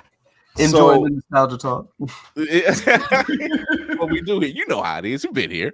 So you just finished another Kickstarter campaign. Congratulations. Thank you. It seemed like it got kind of quick. It was pretty. Yeah, it cleared quick. Yeah, we shortened it up. It was we only did 20 days. Yeah, we actually have 8 days left. We actually have 8 days left. There. Wow. But yeah. So your book soul is already looking great. You know, what else you got planned for me? There it is. What else? So we have our story, The Gray, that's looking at a summer release. And Admani. Kids have arrived. But we have Admani as well. That just got finished done. And then we also have our manga, which we realized a lot of people didn't realize we also have our manga. That's just got finished up. I got the cover done like yesterday. And we're looking at a fall release for that one. So it'll be the 4th book for that one. So yeah, plenty coming out here. So now you guys are in Atlanta, right? In the Atlanta area. Okay, so you guys are cleaning them because you like it. Atlanta Comic Con, Dragon Con. I believe there's another. Yep. So I know you guys are making the moves. I know you're making the moves. You're in a pretty good cluster down in Atlanta to service the blurred community, I bet. So you have the manga. And I think you said anime, right? Say again. You wanted to work on an anime, correct? Oh yeah, would love to. We have some cool promotional material for the Gray that's coming. I can't wait to show. Oh that. yeah, I'm gonna be all over that. This is, I think, what gives me pleasure, what makes me happy, is seeing Blurred creatives out here really putting out great content. You know, and like I'm gonna show Saul right here, like this. The fact that he's got the stance going, man. That's the call right there. I'm like, nothing else matters. So, but like just the visuals alone, this shit is raw. Right. Like this is some raw, and and I like how clean it looks. Yeah, I like really how clean it looks. It gives me early Image Comics looks, like how clean it is. You know, so the artwork you guys are putting out and just the content you guys are putting out, man, it's deep. You know, so the fact that I was just like, all right, let me get that Kickstarter. I'm like, damn, they finished. And I mean, that was quick. I was like, man, let me get on, and it's gone. I was like, finished. I'm like, okay, guess they didn't need me. We always still need but y'all. I appreciate it. As long as it hasn't ended yet, we always need more. Oh, it ain't going nowhere. So you got the manga. You want to do anime. What is it that you haven't done yet that you want to do besides the anime? I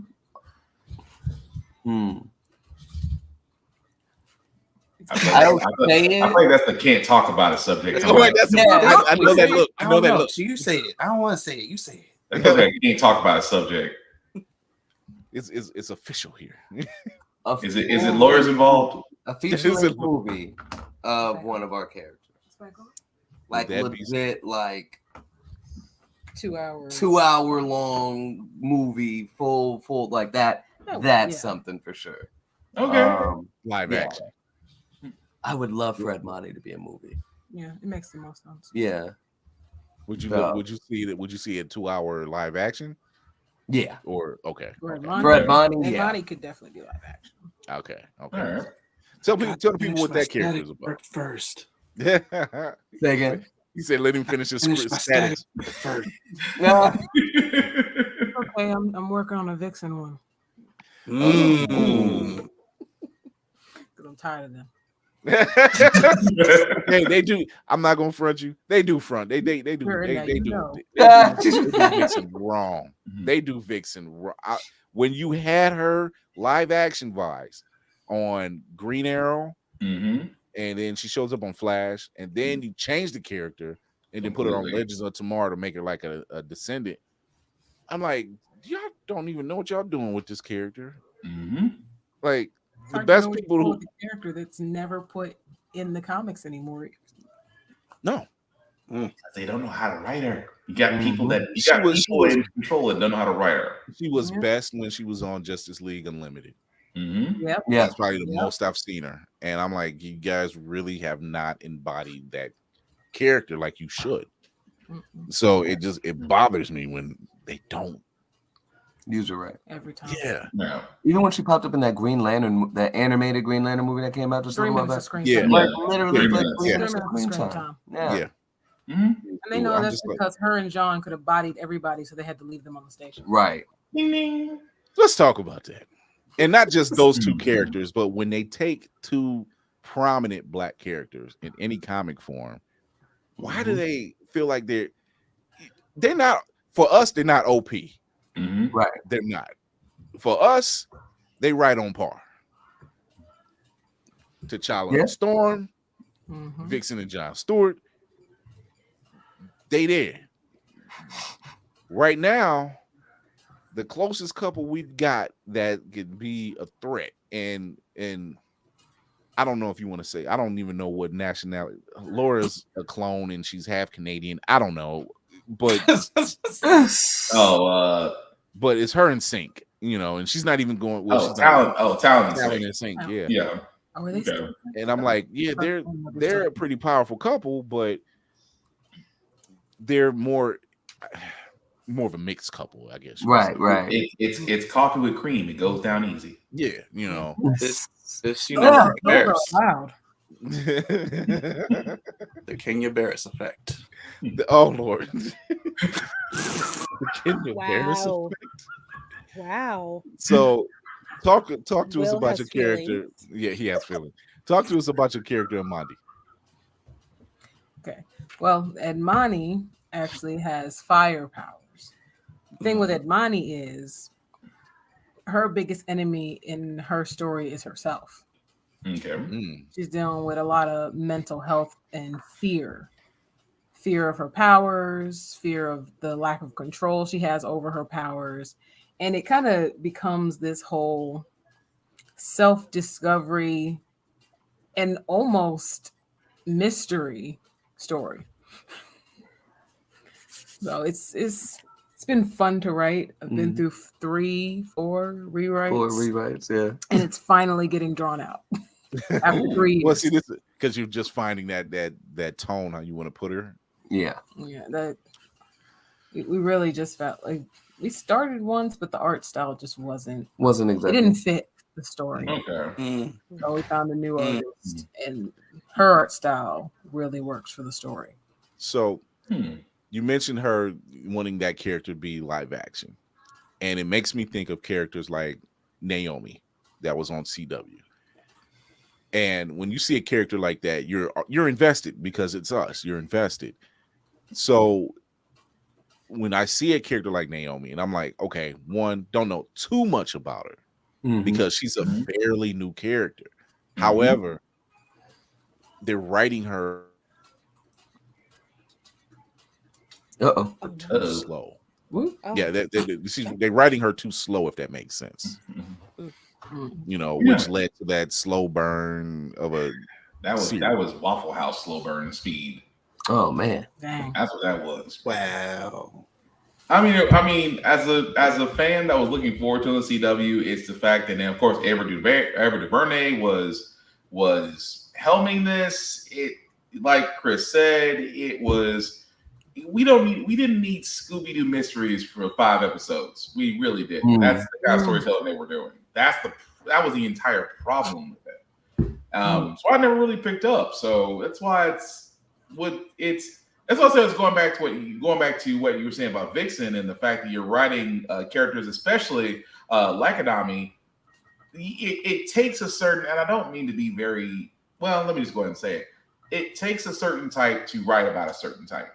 If you've never experienced it or had any lifestyles from it or have anything that you can actually add to the character. So how can you write a character that you have no experience or basing of and expect it to make sense to other people? So right.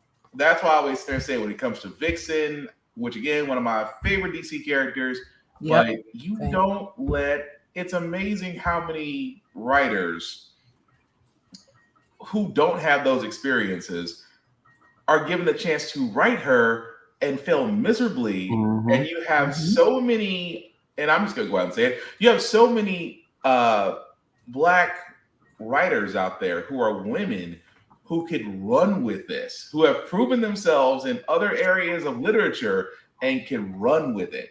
And I've always said this, it always comes down to this whole thing. It's like you will hear it. It was not said a lot, but it's amazing that it's repeated verbatim.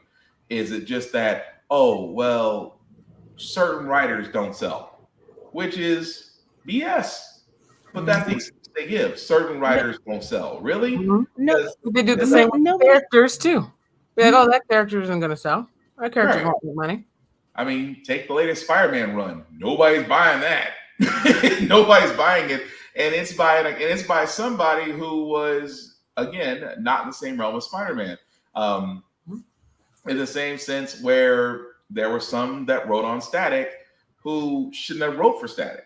Same people that probably shouldn't wrote for Black Lightning on CW. I mean, we can keep going down the list of those who are writing for prominent, powerful characters that really shouldn't have been writing for them.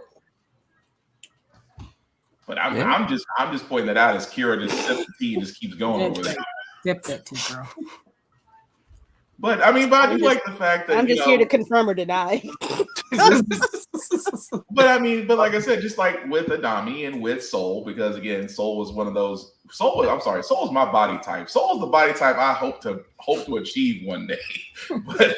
But again, it's like you said you wanted to write a story about her, and you're writing it from a realistic standpoint. It's not always your cookie cutter superhero. Mix in a little bit of personal issues, but overall, it's a blue sky type thing. You're not writing that, and it's perfect that you're not writing that. You're writing something different because you can speak on it. Being a woman of color, can speak on her experiences as a woman of color superhero, and basically give some realism to it. But it's realism that we can understand, and not just sit there and go, "You just threw this in here because it was there." Mm-hmm. So that part I do love about that's why I say when I say the BS about Black women can't write. Yes, they can. 90% of most literature comes from Black women. Yeah. Who are your favorites? Mm-hmm. Exactly. No. I mean, anybody ever seen the Terminator? Matrix, maybe? Even though Scandal. Don't tell on them, Chris.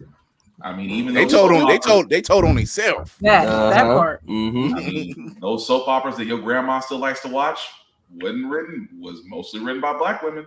Mm-hmm. Stefano was created by a Black woman. Do y'all think a white person came up with that dude? Damn Stefano. Oh God, don't bring up. Stefano. Yes, I know that name. Decades. Yes, I know that name. Problems tonight. That man was a villain. Right. Like Jesus. I mean, even Shonda Rhimes, when she got her rise in ABC off one show, again, written by a Black woman. Technically, Grey's Anatomy was her rise to fame, and then Scandal and How to Get Away with Murder, and then Netflix came. Oh no, that's. I'm sorry. What else were you referring to? No, I was trying to think. That was the one. No, I'm trying to give. No, it was Grey's Anatomy. Yeah, that's what I was saying. I was trying to be chronological. I wasn't gonna skip Grey's Anatomy and go straight to Scandal. I was trying to keep it in order. Wait. Since we landed at Shonda Rhimes, I just want to ask a question real quick. Wait, we need money. Whoa, no, shut up. Immediately shut it down. Shut it down. We need money. We need the money. We need money, Will. We needs the money. I'm trying to be on the side of the mouse. Let's not disrespect. Let's not disrespect Mickey because he has shown he is powerful. Yeah. I got stocks, Will. I got stocks in. All I was gonna say is when you're a Disney employee, they send you a check and Mickey Mouse is in the corner like this. See, I'm trying to be on the side of the mouse because notice when I show a Marvel trailer, no problems. Right. DC, we can't do that. Y'all need all the press you can get right now. Let's leave Mickey alone. At this point, it's like, hey, if Mickey comes with a check, know that check comes with zeros. I'm telling you now, if a mouse comes to my doorway right now with a check, I'm just gonna look at him up and down, and I'm gonna say, "Thank you, sir." I'm gonna start singing "It's a Small World." I'm in your service. Let's work. It's like, don't do a little soft shoe. Hey, look, not the soft shoe. Not the soft shoe. We knew it's Steamboat Willie, but it's a small world. I'm gonna just look at him. I'll be like, I'm gonna look at him and just say one thing. Y'all got that special effects thing together, right? Okay, good. I'm in. Yeah. Actually, well, I'll tell you what. I'll just start singing Eye to Eye. I'll start singing a Goofy movie. At least that one would be good. Y'all really talk about singing. Kira's over there depositing her imaginary checks on her phone. Yup. Immediately. Do you understand me? Before they change their mind. Well, they change their mind. Her mobile deposit that. Look, I can see Lady Mandalore like 1, 2, 3, 4, 5 zeros. Oh. You're adding. Okay, so I gotta go outside. Come with me. There's more zeros. There's more. I don't even know what this is. This will be okay. That'll be 2 to 3 business days. That's Do I need a lawyer? That's fast. I'm just saying. But truly that's what it is though. I mean, we don't want to down the mouse. We love the mouse. We do love the mouse. We love the mouse. You know what? It'd be like Quentin Brunton. Oh, he got money. He got money. He got money. And where does she do now? Work for the mouse. I'm just saying. That's insane. Number one rated comedy. Number one comedy rated show right now. So everyone works for the mouse. Yes. You just don't. Some of it. No, some know it sooner than others. That's the only difference. You work for me. Work for me. Who's the bitch now? What's it? Oh dear God. Hi, Mickey. Count some dollars. Wow. We're horrible. We're horrible. We're horrible. This Mickey tribute has went south. So this is what we do over here. So we not sung at the South. What is that? Nothing. We don't speak about that one. we don't talk about Bruno. Exactly. Lord Stripe said we're in Florida. We need to stand with the mouse right now. You're right. Bless your heart. Mouse is the only thing standing between y'all and indentured servitude all over again. Y'all better stand with that mouse. That Florida's theme scene right now should be "Hold My Beer." That should be y'all theme at this moment, because my God. He said the only MFs down here standing up to that eat to that even man. You got it. You got it. And not and don't blink. What's going on, Savage? Not blinking. Hi. But so wait, wrong house. My bad. Hold on. Wow. So what do you guys have next? I know you want to do a live action with Amani. You got Saul. Fantastic. You have a manga that you're working on. Talk about your manga. So our manga, we have it's called The Unbeloved, and essentially we're following. It was the first series that we actually came out with. Wasn't the first story we had written, but it was the first one that we actually released. And so what we did is we made basically we have this two Shinto deities. Their mission is to maintain order and structure in the shapeless chaos that is the world, and we actually have them being the one fighting that lined up already. The fact that you had that lined up, that whole tagline, I liked. Oh yeah. So they so what we noticed in a lot of media, right, like the Shinto deities are always weapons or techniques. Take Naruto, for example. The Sharingan techniques are all based on Shinto deities. So they can, well, obviously they're powerful. Let's have them be the ones do the fighting. And so that's what we did. We basically have them going around fighting the actual entities from lore, like Orochi and the demons and monsters that inspired like the Titans from Attack on Titan and so on and so forth. And so that's what you're getting in there. But now, what does that look like in the modern day, right? When you see, like, again, what does the cityscapes look like? What are the ramifications of these battles and stuff like that? And so in these last 3 books, we kind of see what the world is kind of looking like. We see the mission, where it's landed them all these hundreds of thousands of years later. And this fourth one is tough. It's tough. So I find of all the creatives I've spoken to, the one thing they have in common is the lore of our people and the added sci-fi / fantasy aspect that bump it up a notch. It's like, because we have an extensive library of lore, that African lore that just doesn't get touched. No, it doesn't get touched, and the fact that we are tapping into that now, and then we're saying, okay, let's add a little more to it. Let's get this sci-fi level to it, or let's get this fantasy level added to it, and now let's bump it up a notch and see, and it creates a whole new level of stories, and a whole nother background. And besides you guys, I've spoke Aaron Brown and Rashida Angelin and Circe Murphy. We have a level of storytelling that is unmatched. Yeah, it's Jason Michael Primrose. He's another one. Malachi Bailey. He's one. Wingless Comics. Shout out to them. Concrete. They're touching on stuff. You're just like, why? It's like we feel like it's just been hidden from us, is what it is. It's been hidden from us, and it's taking people like yourselves and all those people we just named to say, you know what, we got a story for you. Check this out. if you're tired of looking, and don't get me wrong, I'm big on Marvel. Why I read some DC, but if you're tired of restarting issues, I hate that. We just finished the story arc. We're starting over with number one. And I'm like, why? It's not necessary. Continue with the story, or no restarting right. Right, the whole universe reset the universe, reset the universe, start it back out again. Crisis on Infinite Crises. How many crisis events do we need? I'm like, I'm having a crisis from all the crisis, so it's too much. But when I see these type of stories, when I see people like Saul and I hear about Amani and I hear about your manga and I hear about the lore, when I hear the word lore from people of color, when I hear lore, I already know what's going down. I'm like, yep, that's us. That's us. This is why when you like American Gods, when you seen people like Orlando Jones, talking about he's Mr. Nance, but he's a Nazi aspire, and you see the black gods, and you're just like, wow, never knew. If you were new to that universe and you never knew, and then you fall down a rabbit hole, or when you see, Lord forbid, but I don't know how I still fell asleep on the same part of this movie, but Gods of Egypt. Watched it? And I only watched it because Chadwick Boseman was the god of knowledge.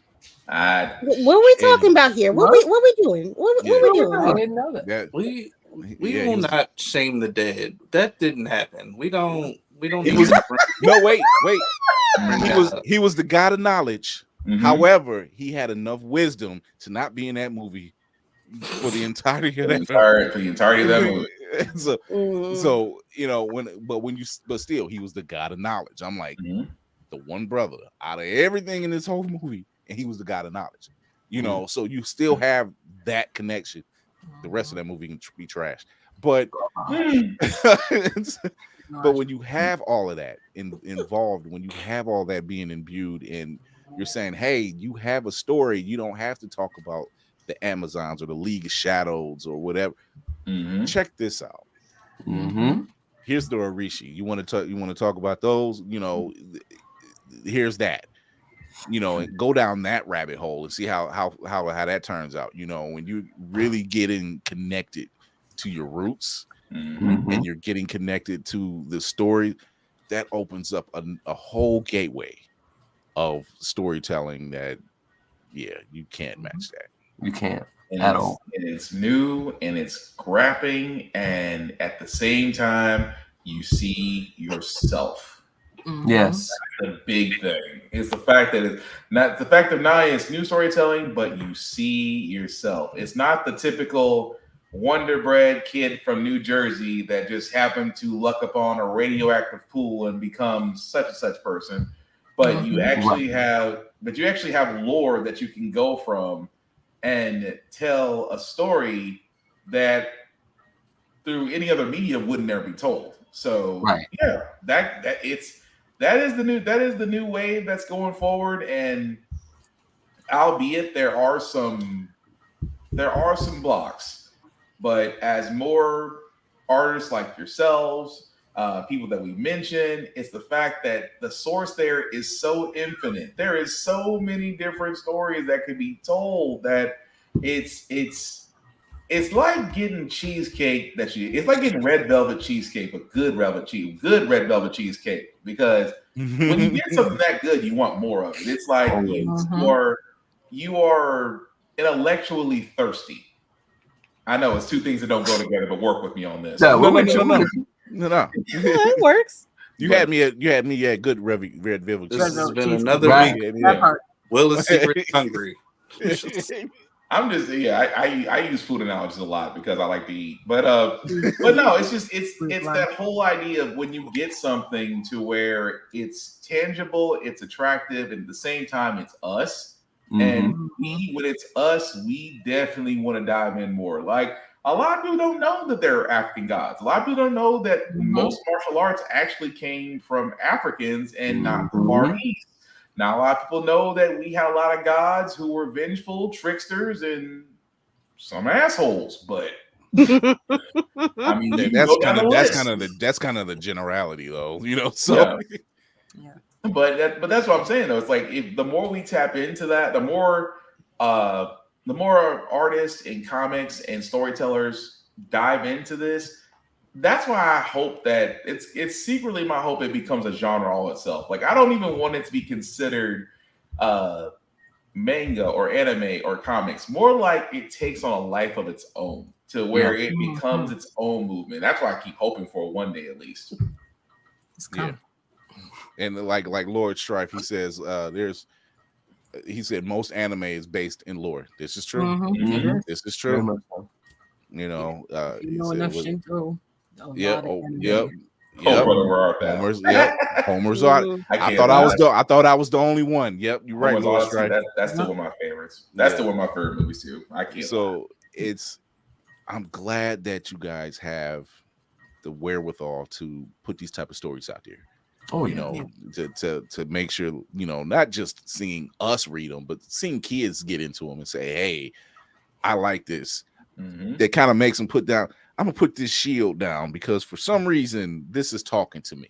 You know, it's why a lot of young kids in 2016, God, I can't believe it was 2016, but it's why a lot of kids responded to Black Panther so well. You know, because they seen themselves, you know, and then when Black Panther came out, you're seeing not just ourselves, but you're seeing a culture. And, you know, even with Wakanda Forever, you know, seeing our culture celebrate life and they're dressed in white.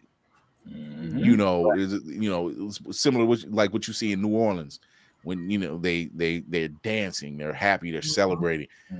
You know, it's not this drab, drawn, dark, dreary. You know, that's our culture talking to us, right? You know, and not a lot of them get that. They were like, oh, well, why do you do this and why do you do that? And here's the reason. There's underlying stories there.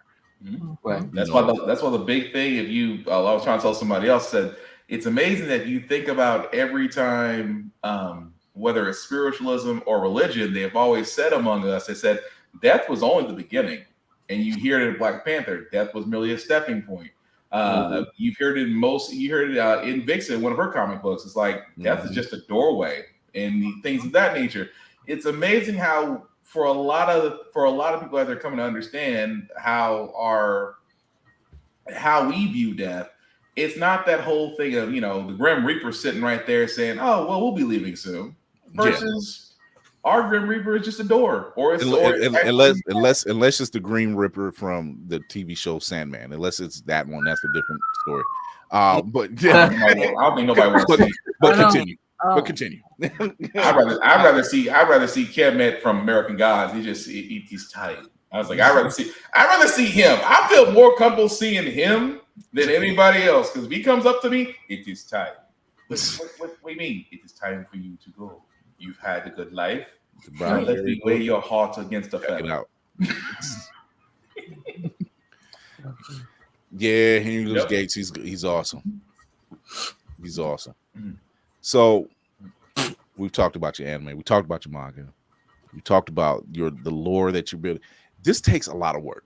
This is what some people do not understand. It takes a lot of work to build story behind lore, because first off, you have to get what the lore is. Right. You have to get what it is you're talking about. You have to understand the characters that you're talking about, because they were based on realism. They were based on what our culture dealt with. So first, once you get that figured out, everything else falls in line. And I think, tell me, when you guys are building these stories or building this background, do you find yourselves like, oh, I didn't know that, and then you kind of get sucked in? It's almost like ADHD. It was like, I had a plan. I'm like, but I gotta finish this. It doesn't help that we actually have ADHD on top of that. But at least I do. I don't know if you do. But yeah, we'll find this new fact and be like, "Ooh, I didn't know that," and I will go on a long adventure. But it somehow all falls into place. Yeah, every single time. Yeah. No matter what weird thing, new thing we find out that we're like, oh man, okay, and then we read back to the story and it's just like, okay, it works. It works. Like it works. still fits. Like somehow there's always that opening where it's just like, oh, that actually explains something else that we didn't fully really understand. Boom, there it is. Right. So yeah, no.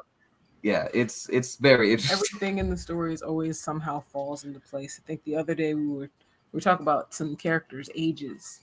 Yeah. And we were like, oh crap. It had a 30-minute conversation like, wait, how old is this character? Because of this that happened. And then at the end of it, I was like, oh man, they would have been here, and this is how old they would end up as. Oh, it works. It's a happy accident. It all comes together. Look at God. Just. But yeah, we do. Yeah. But also with the we get obsessed almost like, oh wait, so how far does this go, and what does this add or change to what we have going on? Yeah. In other words, so you find yourself, let's just say, and I'm just shoot a number out. Say like you had an idea for a limited series book. Let's just say 7 to 10. Do you find yourself saying, Chris, I think you're hitting a lot of buttons this evening. You really are, though. I kind of feel like they can't talk about it. We keep going into the they can't talk about it territory because she goes off camera. And I know. All they do is look at each other, and it's like, well, shit. What can we? All right, well then switch the subject, then y'all. Tell me something else. Here, How to kids. let me stop you before you start. Reviewing their legal. There's a reason why I'm called the man on the wall. I find out information. And I just watch everything unfold. It's chaos. No, chaos is Loki. I don't do it for joy. I do it for information. Not according to the smile on your face, sir. That's just joy. That's joy. Well, it's congratulations, you two, no matter what. Yeah. The things you can't talk about. Yeah. Well, see, I was going to say, do you find yourself... I was going to safely say we are working on one for sure. Well, okay. See, I didn't even know. I didn't. That wasn't. It's not going to. He's working on a one shot. Okay. It's going to be a full series. He's putting too much time. No, because see, I've speaking to other writers, they find themselves building a certain set of stories, and then they find out, like you just said, you're going back into this lore, and you're finding out so much more stuff. Yeah, and you're just like, does this change the dynamic? Does this change where the story is going? Does it add to it later? So now you find yourself doing, okay, I'm doing one shot, maybe 5-book series that's now turning into 10. Right. Because there's so much going on. Can I talk about the guy saying about the envelope? Huh? Can I say that it's a spin-off? Okay, so with the Unbeloved specifically, like as we learned more, it was like, oh snap, that's a whole nother series. And so essentially he does do that a lot. Essentially, what would have been all part of one thing, there's several spin-offs on the way. So like it's turned into a whole thing now. So there's like 3 different stories I'm working on in that same universe. Based on more stuff that we just learned. It was just like, oh man, that would be cool here. I don't think it would fit in this story. It's a new series. I love the fact that you stopped and started because you started to go into it, but I wasn't going to say anything. He got the nudge under the table. That's why. Right. I did see that shoulder. I did see that shoulder of hers move a few times. That kick to the shin. That kick to the shin. That's what did it. Church pinch. That church pinch. not the underforearm pinch. He cannot be left alone. He can't be trusted. Well, I don't want you guys to give out much more information because I'm not being an interrogator. Despite what Lady Mandalore is saying,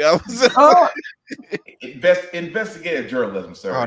You know what? Now that I say that out loud in my namesake, that doesn't even sound right. Damn. Nope, sure don't. It's a lie because it's a lie. It's a whole lie, sir. So before we get out of here,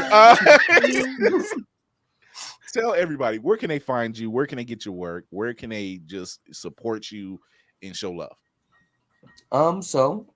We do have 8 days left on the Kickstarter, so of course definitely visit there for Soul Issue 1 and 2. You guys can find us at midnightcomics.org.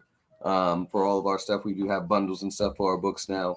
For anybody that's new to our universes that we're building. And then, of course, the big one right now, Instagram, which is Midnight X Comics. We do have a link in the bio that leads to That's everywhere Instagram, else. Twitter, and TikTok, actually. Oh, yeah, it's Midnight X Comics, all those places, yeah. Yeah. And here it is. Let me put that up there. There we go. You guys need to go check them out. If you're listening or if you're watching, check them out. Show your support. Go check out the Kickstarter. They're doing amazing things over there. Soul is an amazing book already. They're really cleaning up. I can't wait to see what you have going forward that you can't talk about. So many crazy things. Look, I didn't do it purposely. I did not do it purposely. I just talked about other stuff. You kept going into book stuff. It's journalism. Which person is a spades player and which person is not going to be able to play spades because her poker face. Oh, we do play spades well together. Well, that's for sure. But she's got a great face. You can't tell. I've been watching Natasha's face. She was just like, my friend, you on the other side. Oh, I can't play poker. That's no. You're like me. You're like me. Our face will betray us every time. Read us like a book. Oh my god! So, which Joker is big again? Nothing. This man could have talked about YouTube and the audio drama. He could have talked about Patreon. Oh wait, you know what? Before we get out, let's talk about here we go. We got two other projects. Let's talk about the audio drama that me and Lady Mandalore are familiar with. Audio dramas. You are, yeah. I know, Kira. I thought about you actually for the next season. Oh wait, you too. I thought about it after when Triumphant was closing up. I actually was like, you know what? Season 2, we start talking to these people here. With amazing voices that they have. I need to talk to Josh. I need to talk to Josh because I think I want to tell him to bring the Thomas back. I had a lot of fun with that one. It was very fun. I had way too much fun with that one to the point that no one knew it was me. I'm just like, oh, I'm built for this. I just had a weird. I looked at the titles for all the episodes, and I was looking at them, and I was just like. He hasn't revealed the title for the last episode. I just have a feeling I'm in that season finale. And when I heard it, I was like, dang, you ain't have to do me like that. Like I knew I was going out. I did the lines, but I mean, dang. Shout out to Josh Evans if you're checking him out. Listen to Talk Story to Me. The three of us are on various episodes, so check us out. It was a lot of fun since it's a field that I'm looking to get into voice work. So Cree Summer, Phil Lamar, the greats. We're trying to get up there with them. It was like don't Carl Jones. You need some people. Listen to that. Give it a listen. See how you do. Come on, Carl. You people now. You know that. You follow the show. You share stuff with the show. You know what's going on. We good for staying quiet when you need to. I've had to sign NDAs. I've been doing it. Okay. You don't have to worry about us being in the room together and taking all day to do just a couple lines because we're cutting up. You don't have to worry about that. Yet. Although I would have loved to be a fly on the wall when that happened, but still. So what's going on with the YouTube channel? But of course, on our YouTube channel, we have our What We're Reading series where we talk about various indie comics that we're reading as well that we want other people to check out. Just want to shine the light on other indie creators. But then we also now have our audio drama, which is based off of DC Universe Online, where we play with our characters. And then we write stories based off the missions in the game. And so from there, we record that, and then we drop that on YouTube. Nice. Well, look at that. Look at you. Look at of course, you. The Patreon signups, they get first looks and, editing stuff, raw audio, and sneak peeks at other things, like what the great promotional material might be. As my eyebrow raises. So, but once again, man, 8 days left on the Kickstarter. Go to Midnight X Comics on IG. Check them out. Midnight Comics. Lloyd and Natasha, thank you for coming through. Y'all are always welcome here. Y'all awesome. You always put up the great stuff. That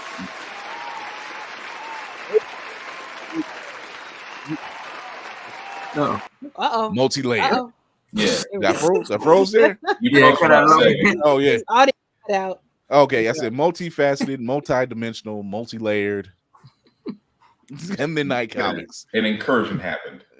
Somebody's trying, and I'm looking and I'm trying to figure out. I'm like, I might need to change safe houses. Oh man, but thanks for coming through.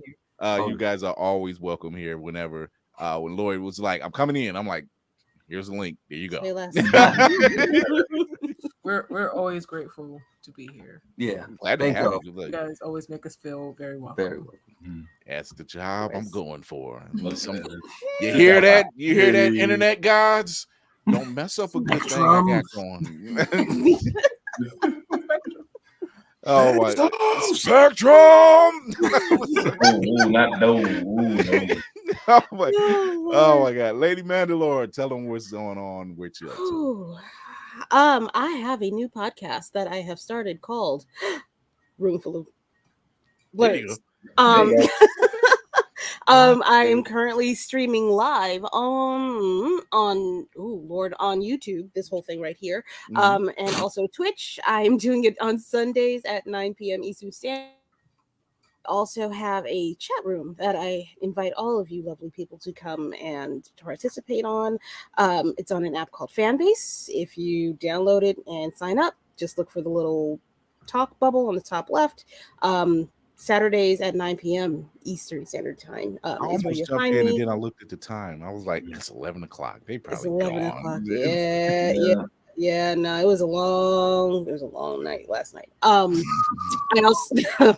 I also have a podcast called Child of Mandalore, where I talk about the history of Mandalore, not Mandalorian, the entire history of Mandalore, not just what happened. You need to be on it and check it out. You should be, because there's some discrepancies that I am not some grievances on par with. What's gone. I have a few grievances. However, not with the baby. No, the baby's cool. The baby's cool. The baby's cool.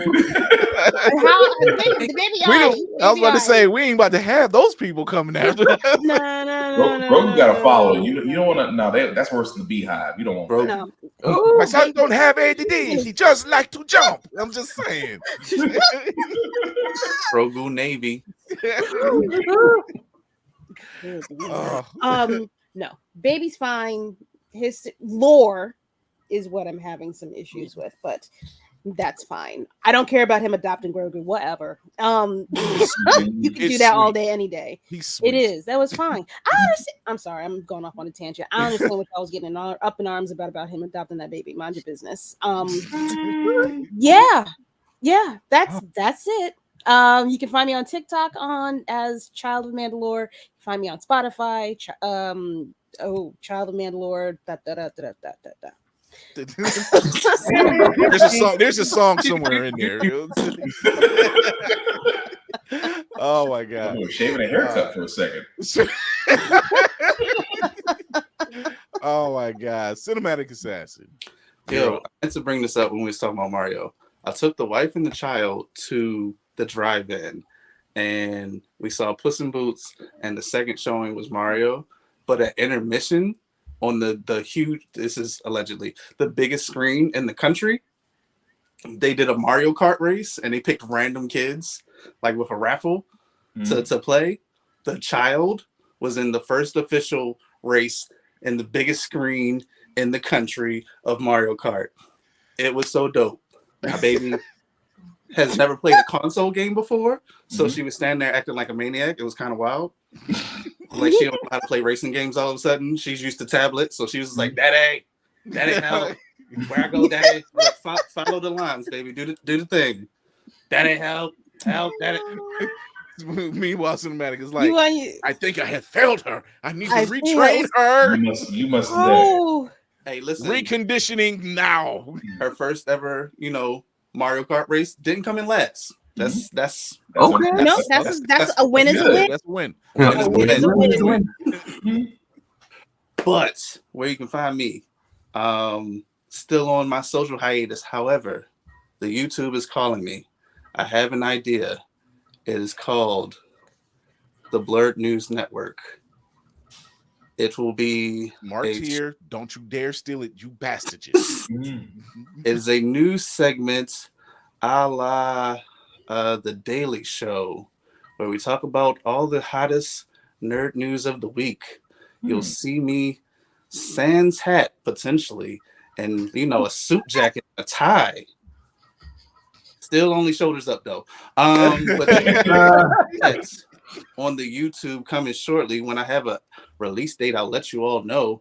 And of course, the YouTube, as all things, is at Mayhem Media. That's MAYEHEM Media. And I will continue to stress that mental health is important. So go ahead and take that PTO. And as you do anything this year, please lean into learning, lean into laughter, lean into love. It'll make the world a better place. All right. I feel the growth of Blurred's Eye Entertainment growing. LLC. We gotta point that out. LLC. LLC, TM. For all the lawyers, we got all the lawyers involved. I'm a lawyer. That's You need a lawyer?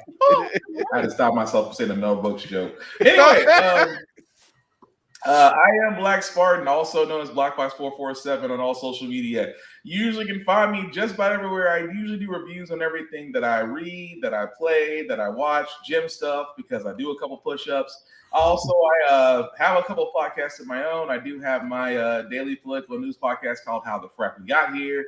That is every Wednesday and Saturday on Facebook, YouTube, and Twitch. I also have a video game podcast, my co-host Joe Tonello, called Get Bit Podcast, also on every Friday on Facebook, YouTube, and Twitch. Crap, what else I got going on? A baby. A baby. Obi has learned the Jedi mind trick quickly. Yeah, that's that boy. Ooh, that boy. He wants to give me more milk. Oh no! Don't say that. No.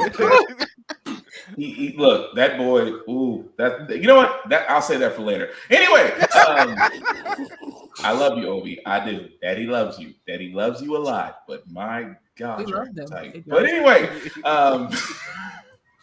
also, I am one of the many heads of the Bird's Eye View website for writing. I usually write the wrestling column. Why? Because wrestling is real and people are fake. Shout out Mr. Kenny for that one, especially that god-awful belt that they showed last night. That thing had more chrome than a Cadillac in Houston, Texas. That was not the best lighting for that. It was not. It was. You know what that was? That was like if he went to Jared's, but he really went to Kmart. Kmart store. No. Oh no. Yeah, it wasn't the best lighting for it. Like you could. It was like. It was like that blind spot they have like in movies, where it's that one. That flash light. That flash flare, right in the middle of the eye. Whoever the lighting guy was, the lighting guy took a coffee break and just left it just in that one area. Yeah. And decided not to move it. So I mean, it's just all that gold is just reflecting back, and you can't see spit. So it's like a blind spot. Is really what it was. Yeah.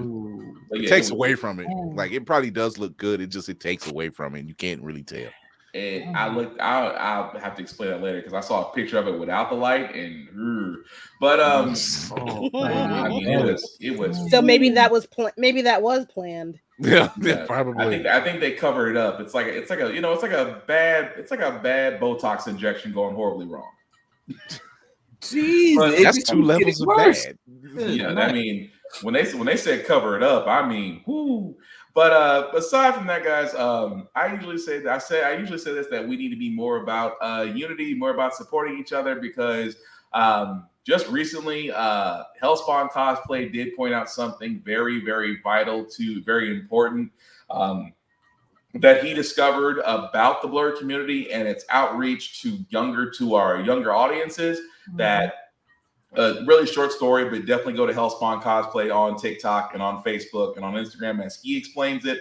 The fact that so many kids out there do not know there are people just like me and everybody else you see on the screen that are doing amazing and wonderful things. And that, you know, if you can be active in your community or you can be active on social media, it helps because let's be honest, there is an algorithm out there that is against POCs. And yes, I will say it because it is true. There's an algorithm out there that's against POCs from actually getting the word out there. So if you can do it, please be active. Please be invested, just because you don't know how many kids that have never been introduced to anime, mangas, comic book writers such as Midnight Comics. The fact that if we introduce them to that and show them that there are people out there that look exactly like them that are doing wondrous great things, imagine what you'll do for the next generation. So, like I said, support, encourage, don't be salty, congratulate those that actually made it. And above all else, the only rule I have, like I said, I'm a very social person, so I usually talk to almost everybody. I just have one rule: don't be a dick, and we'll all be cool. It is. And to piggyback off of that, this is true. I seen that video, and as you know, I shared it with you guys, and it made me say, okay, it's work to do.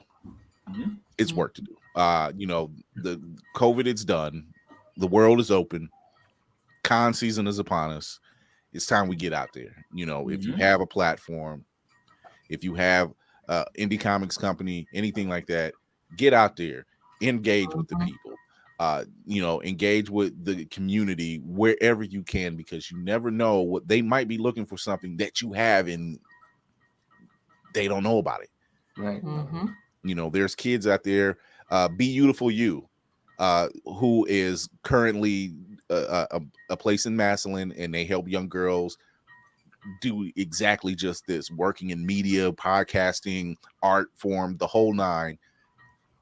They need people like us. You know, it's not just sitting behind the desk and getting virtual. They need us out there. We can put boots to the ground and we can make this work. So all that said, I'm Chris Fury.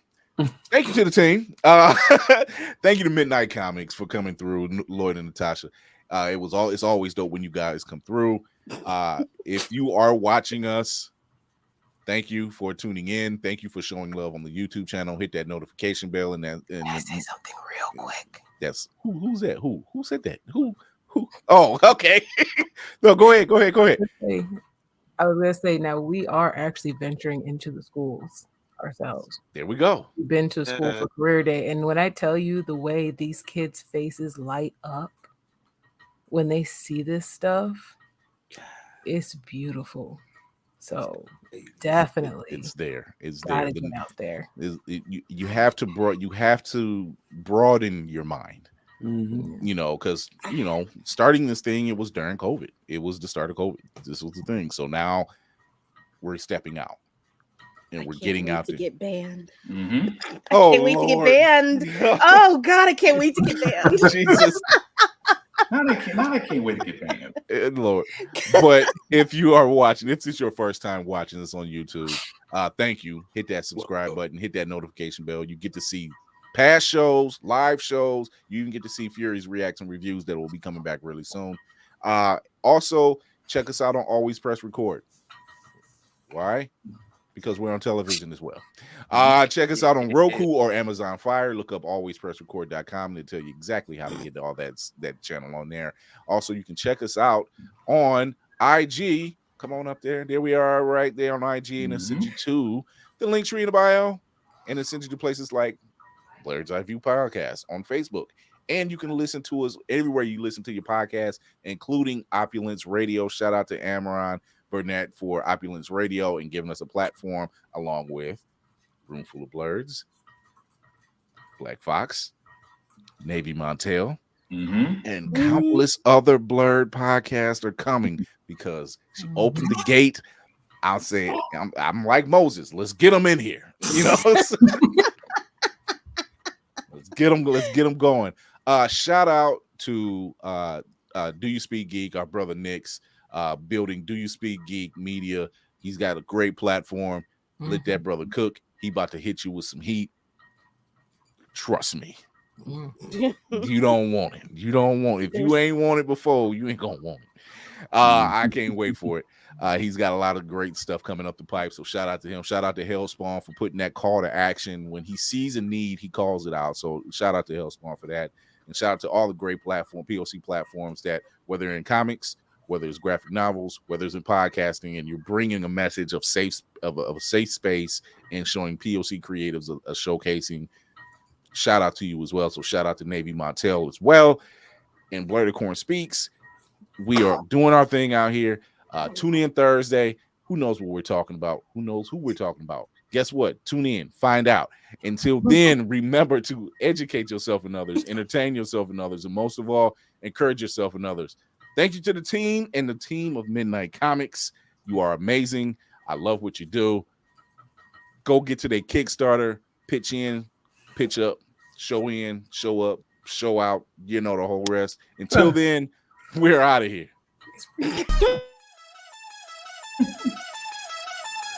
Oh.